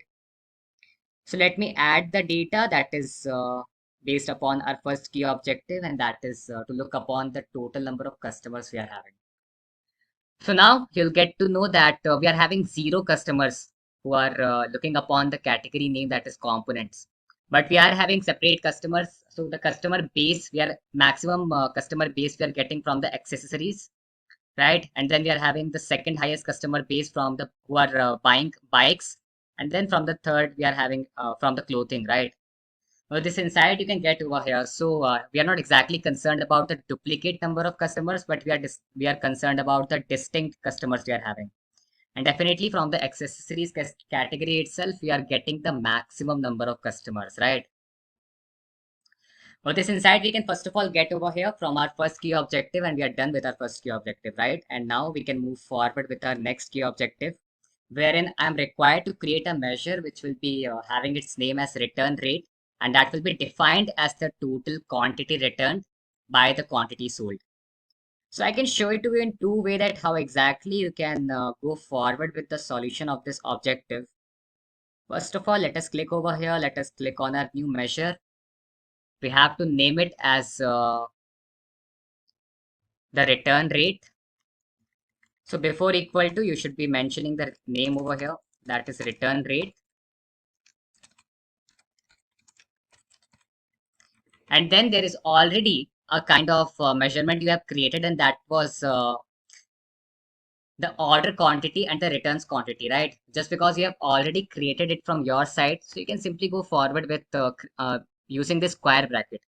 So whenever you are making the use of this bracket over here, you'll get to see that you are getting the name of all of the measurement that you are having. So already in one of our previous video, we were discussing that in any of the formula, if you want to make the use of any of the measurement that you have created, then you have to keep it in the square bracket itself, right? And that is something we are going to do in this specific video itself. We should go forward with the total number of returns quantity, and that should be getting divided with respect to the total number of order quantity we are having, right? So this will be giving us one of the insight. And one more thing also you have to make sure from your side, and that is it should be shown in a kind of percentage. That's because what exactly I'm calculating over here is the rate, and rate should also always be in a percentage format, right? So you can change the format from here itself, that in which specific way it should be shown in the front end. We have already discussed about the difference between the format and the data type, right? Format defines that how exactly your data should be looking in the front end. So just because I want to show it in the percentage format in the front end, so I will be keeping it in percentage format itself. Along with that, I want to show two decimal places in my percentage. So let us increase the values up to 2. And once we are done with that, we'll click enter over here, and we'll get to see our new measurement, which is getting created in a percentage format. But this is one of the way in which you can create this return rate, right? There is also going to be the second way that we will be exploring out just after exploring this specific measurement, right? So we are having our return rate finally getting created over here. So let me just drag it and drop it over here, so you'll get to see that what is the return rate we are getting with respect to each and every single category name. So let me drag it, my return rate. You will get to see that the return rate for over here.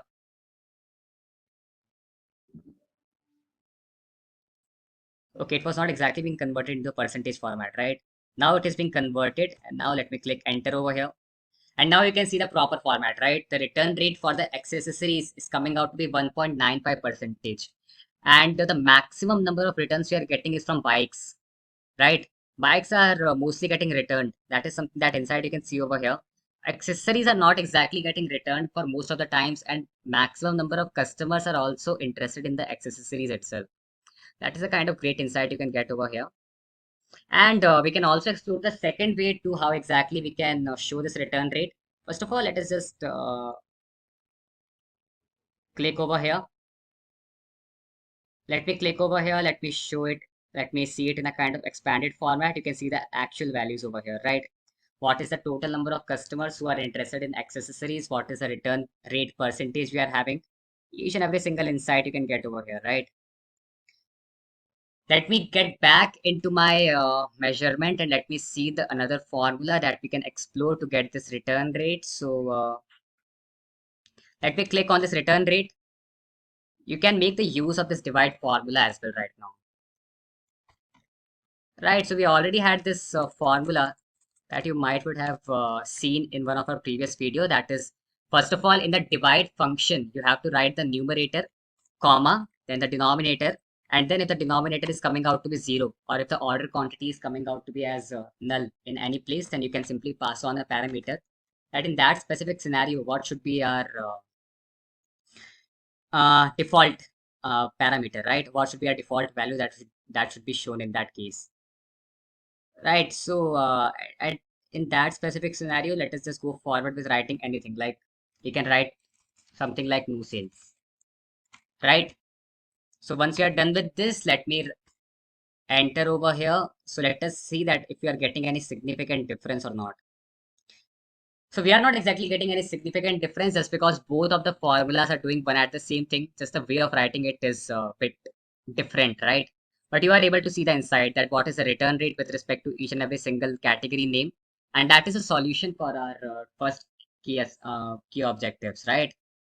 So definitely you can try out this assignment from your side as well. And we will be meeting you in the next video with our next upcoming function category, right? And that was the logical functions that we had. So let us meet in the next video with the second function category, and that would be all in this video. So thank you.